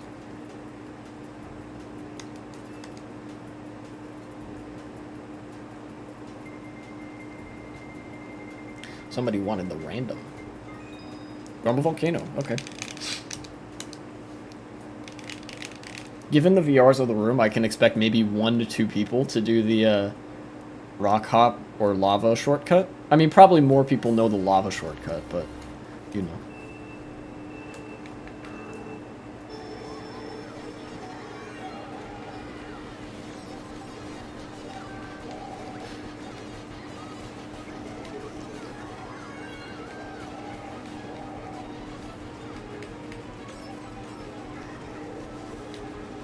Ooh.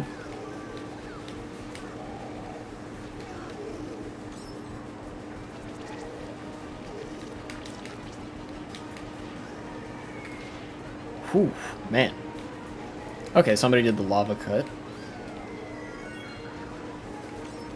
Not super surprising. Now, at the next juncture here, the next set of items, I'm going to start throwing things backwards. There we go.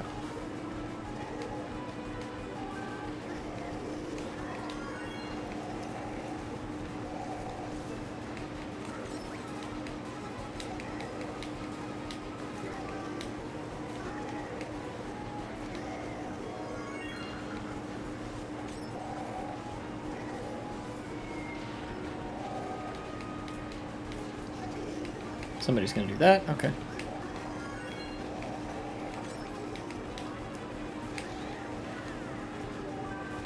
Ooh. Interesting.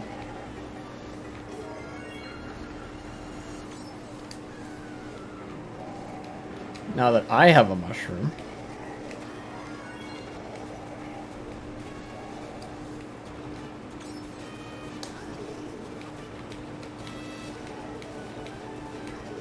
Hopefully they don't shock me as I'm going for this. That would suck.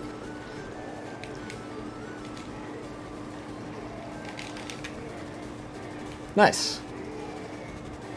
Easy.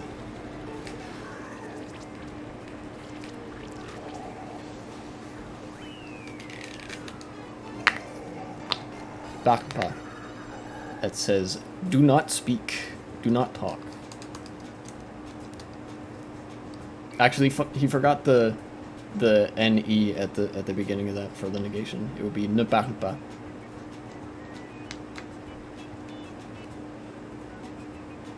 But he does have the green line, so he might know French better than I do.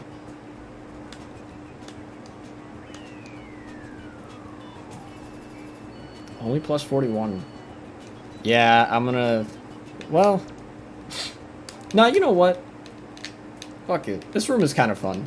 I like the more leisurely, just sort of front-running thing. I know I'm susceptible to lose a shit ton of VR, but, you know, that's fine. That is fine. I could plummet down to 7,000 and I would still be okay, because there's always more Mario Kart to play. Let's get Toad's Factory.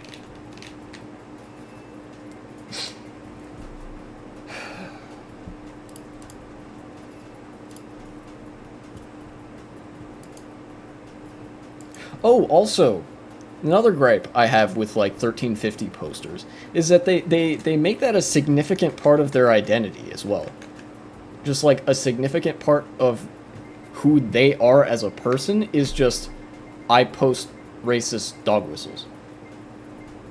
Which is, I could say it's problematic for being racist. Yeah, blah, blah. You've heard that a million times before. But it's also just not interesting and, like, kind of weird.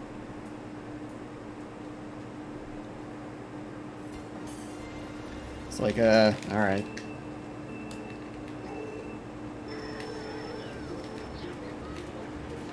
It's almost like, you know, I hesitate to say this because of how much I'm you know, very much, you know, spend a lot of my time online. It's almost just like, dude, get a life. That was massive luck.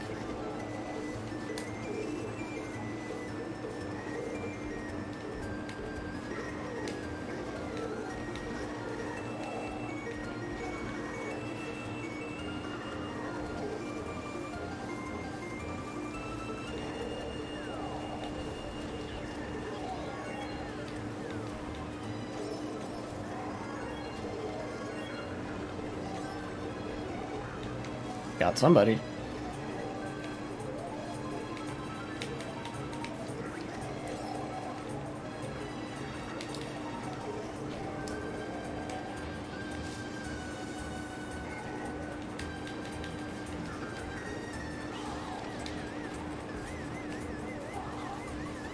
Thank you for shocking me before the boxes and that stuff.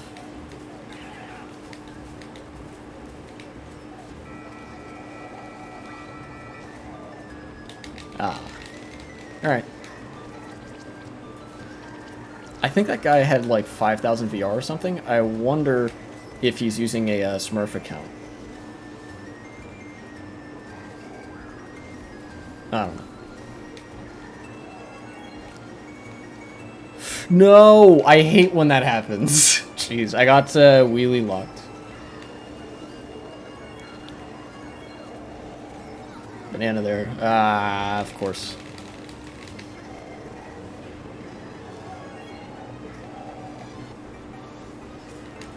Alright. I don't know if there's any hope of me catching up from here. But we'll see.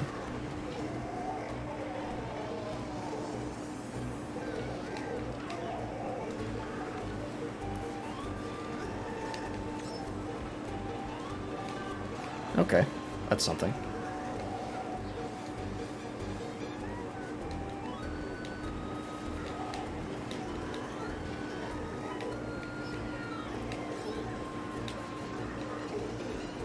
Who's ready for me to catch up with lines only? I mean, I'm probably not going to. It's likely that I just get 6th.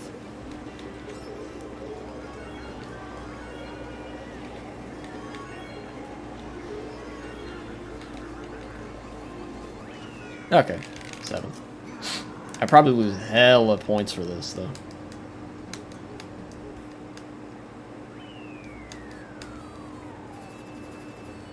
Ooh, that hurts. Yeah. Sure, we'll go next race.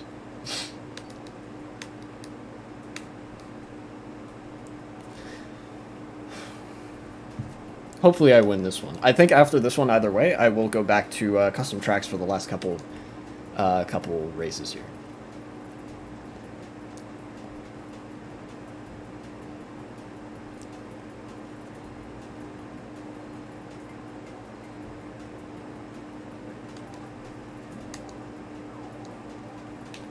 Ooh, all right.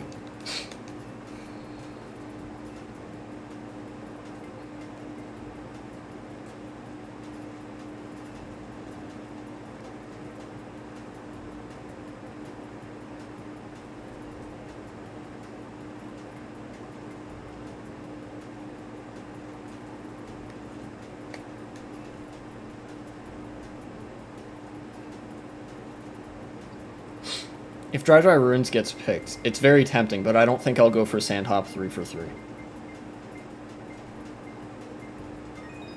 Mario Circuit, of course. Oh man, the least front-running track of all time. We'll see how this turns out.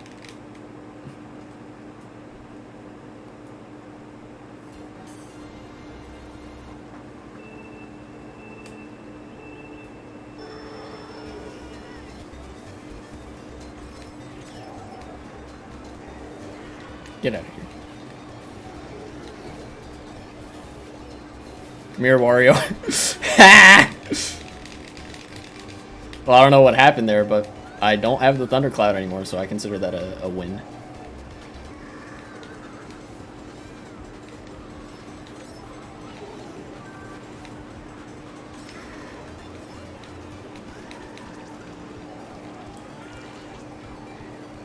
Damn, that was a hell of a bullet, though.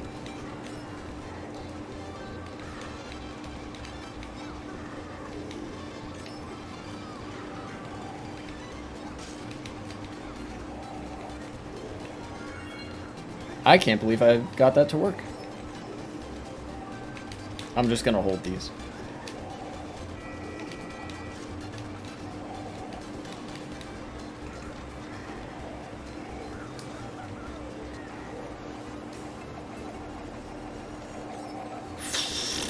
That was close.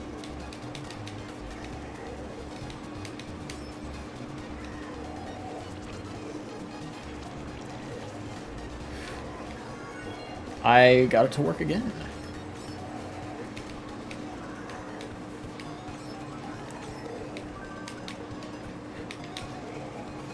No way I just win this. I just won this.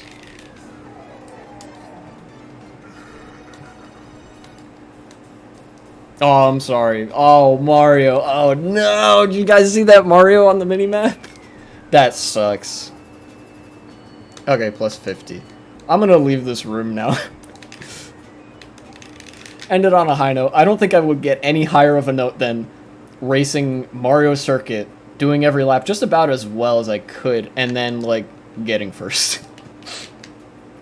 Jeez. Alright, back to me, Mach Bike. Ooh, more people. Very nice.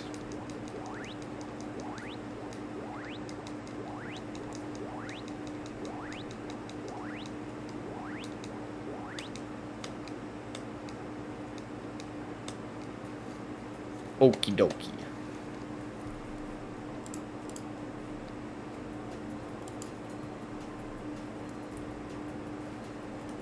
It seems like the weather has sort of soured with my momentum here. It might be the reason that my momentum is kind of soured. You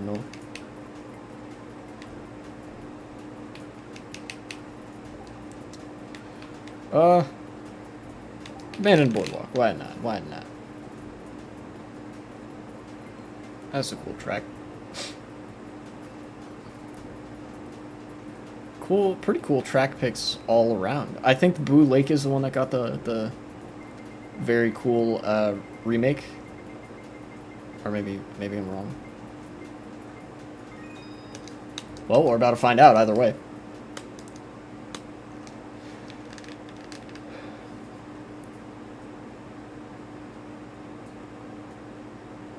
No, yeah, it was Blue Lake. I think Broken Pier was the other one. Yeah, this is a cool one. All right. Wow, got a lot of Carters in this room.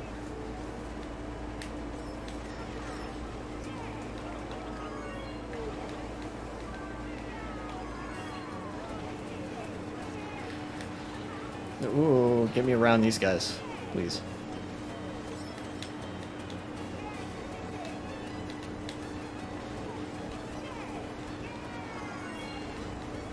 Okay. Where's the shortcut? Well, it was over there, but yeah.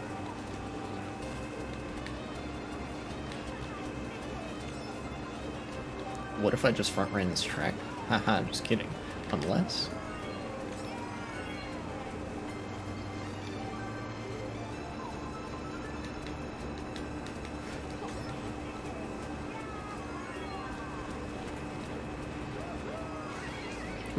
Okay. That works. Oh, we got a Korean in this room, I think. That's purple line.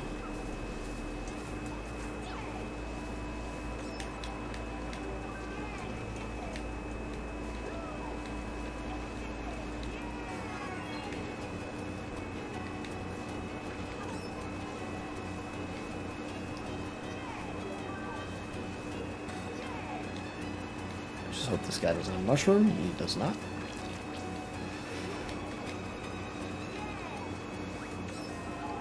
Oh.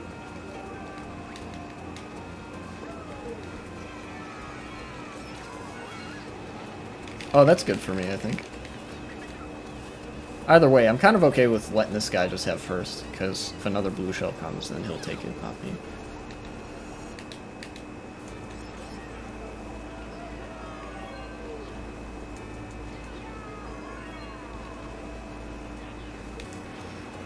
Ah, well, either way, it looks like he's getting first whether I let him have it or not. That's fine, though.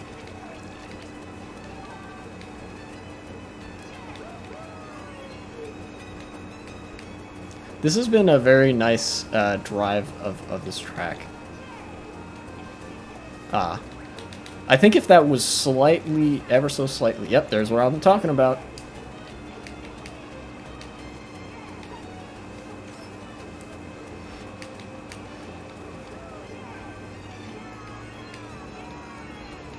And I win.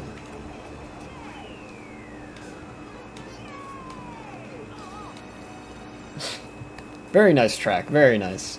Very good remaster of the GBA version. Real cool. GBA version was, you know, flat and boring and dumb.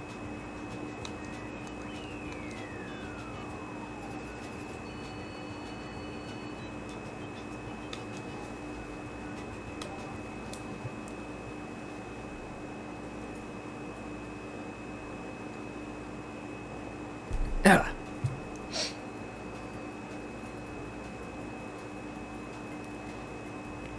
Oh.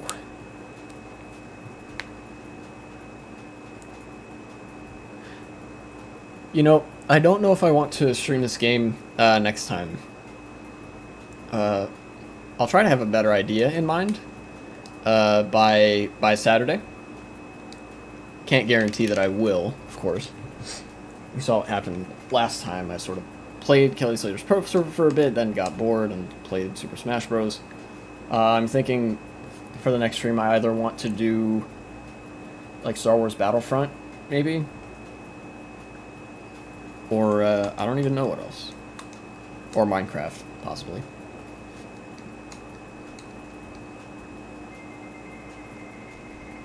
Who knows? Lakeside Park. One of the not good GBA tracks.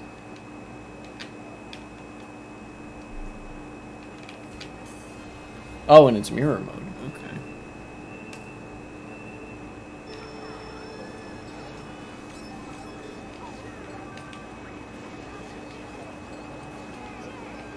That red shell just went on past me. Interesting.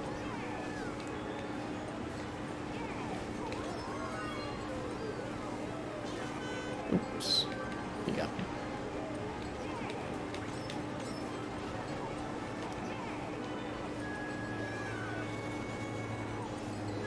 Get rid of that green shell. Or it could just hit him. Okay. I was trying to just get rid of his back trail, but...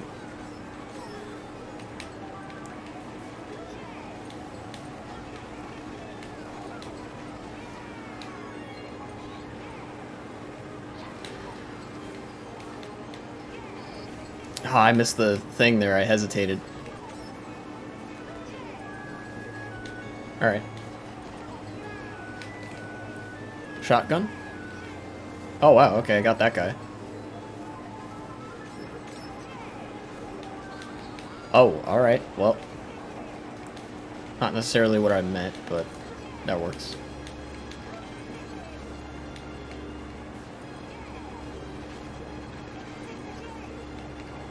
Okay.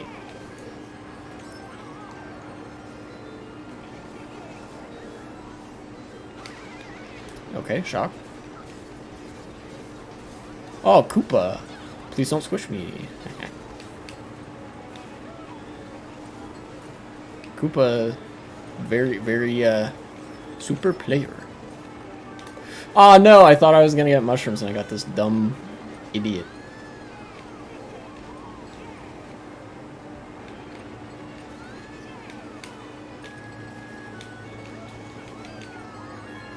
Okay, I made it that time. Ow, he really bumped me.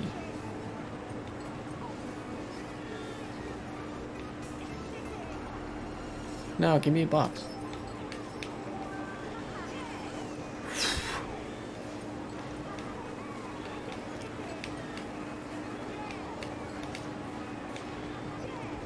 Whoa, okay.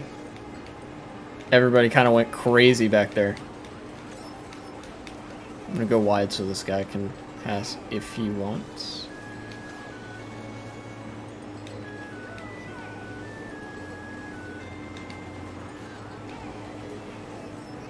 Whew, can't believe I got that box. Ooh, fun.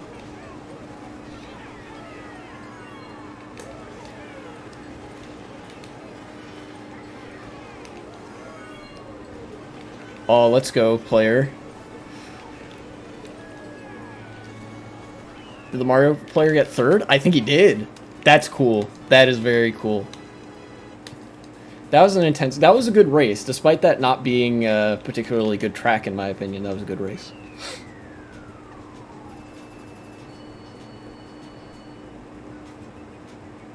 Oh, wow, that Mario player has, like, good amount of VR. Wow.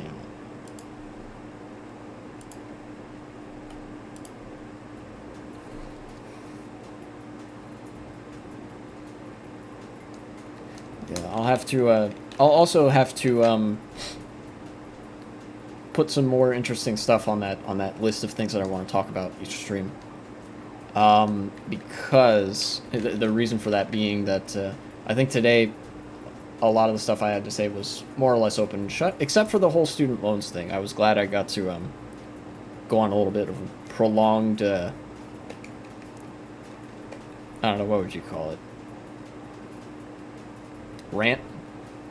Prolonged ramble, rant, something like that, about student loans and why... very interesting that every media outlet on cable television instantly fell in line with conservative talking points the instant that Biden actually did something good for regular Americans, like they always critique him for not doing. This is how you know that none of the news critiques of anybody are actually genuine. They get paid to say whatever they get paid to say, and that day they got paid to say that canceling student loans is unfair to the people that have paid off their student loans. And additionally, that doesn't even work as a, on its own logic, because by that same logic, just reimburse the people that had student loans and then did pay them off, right?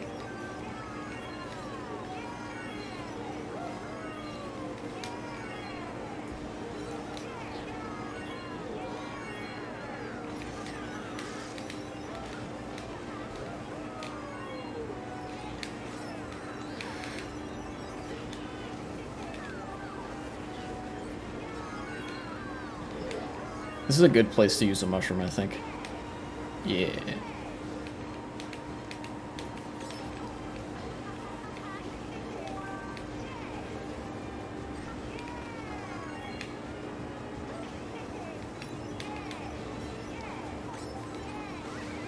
Ooh, okay. I think that was a good spot to shock him, because he was right after the,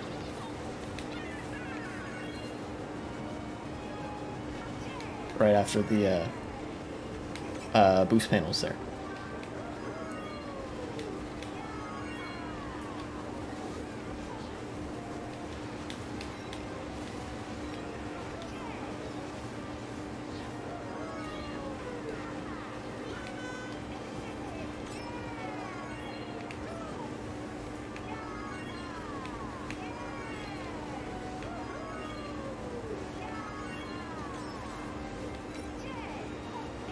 Somebody's got a thundercloud back there.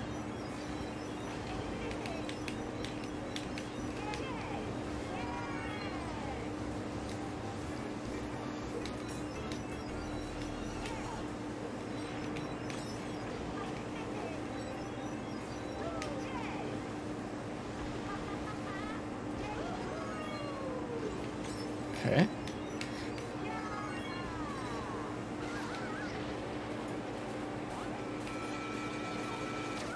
Okay. That is fine. Because I'm still in second. Well, what happened to him? Alright.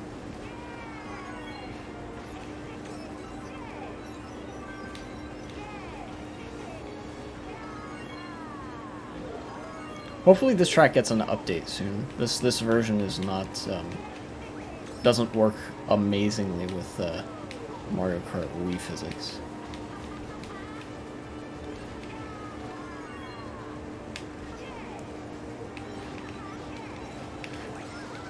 Ooh, okay. That works.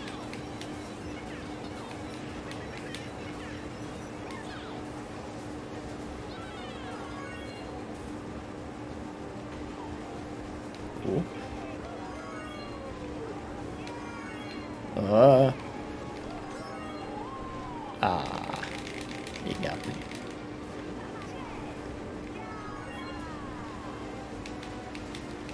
Now I am in second, which is much more vulnerable to incoming items. Unless, of course, that happens.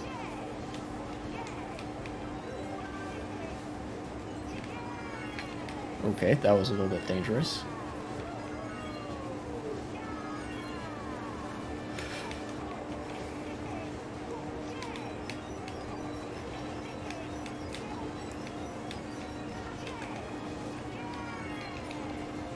Okay. Very cool. Second place.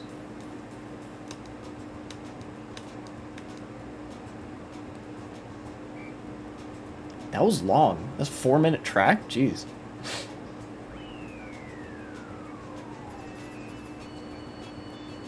Alright, and we're actually at time right now. So I'm going to leave here. Yeah, it looks like there's rain coming soon. Yes.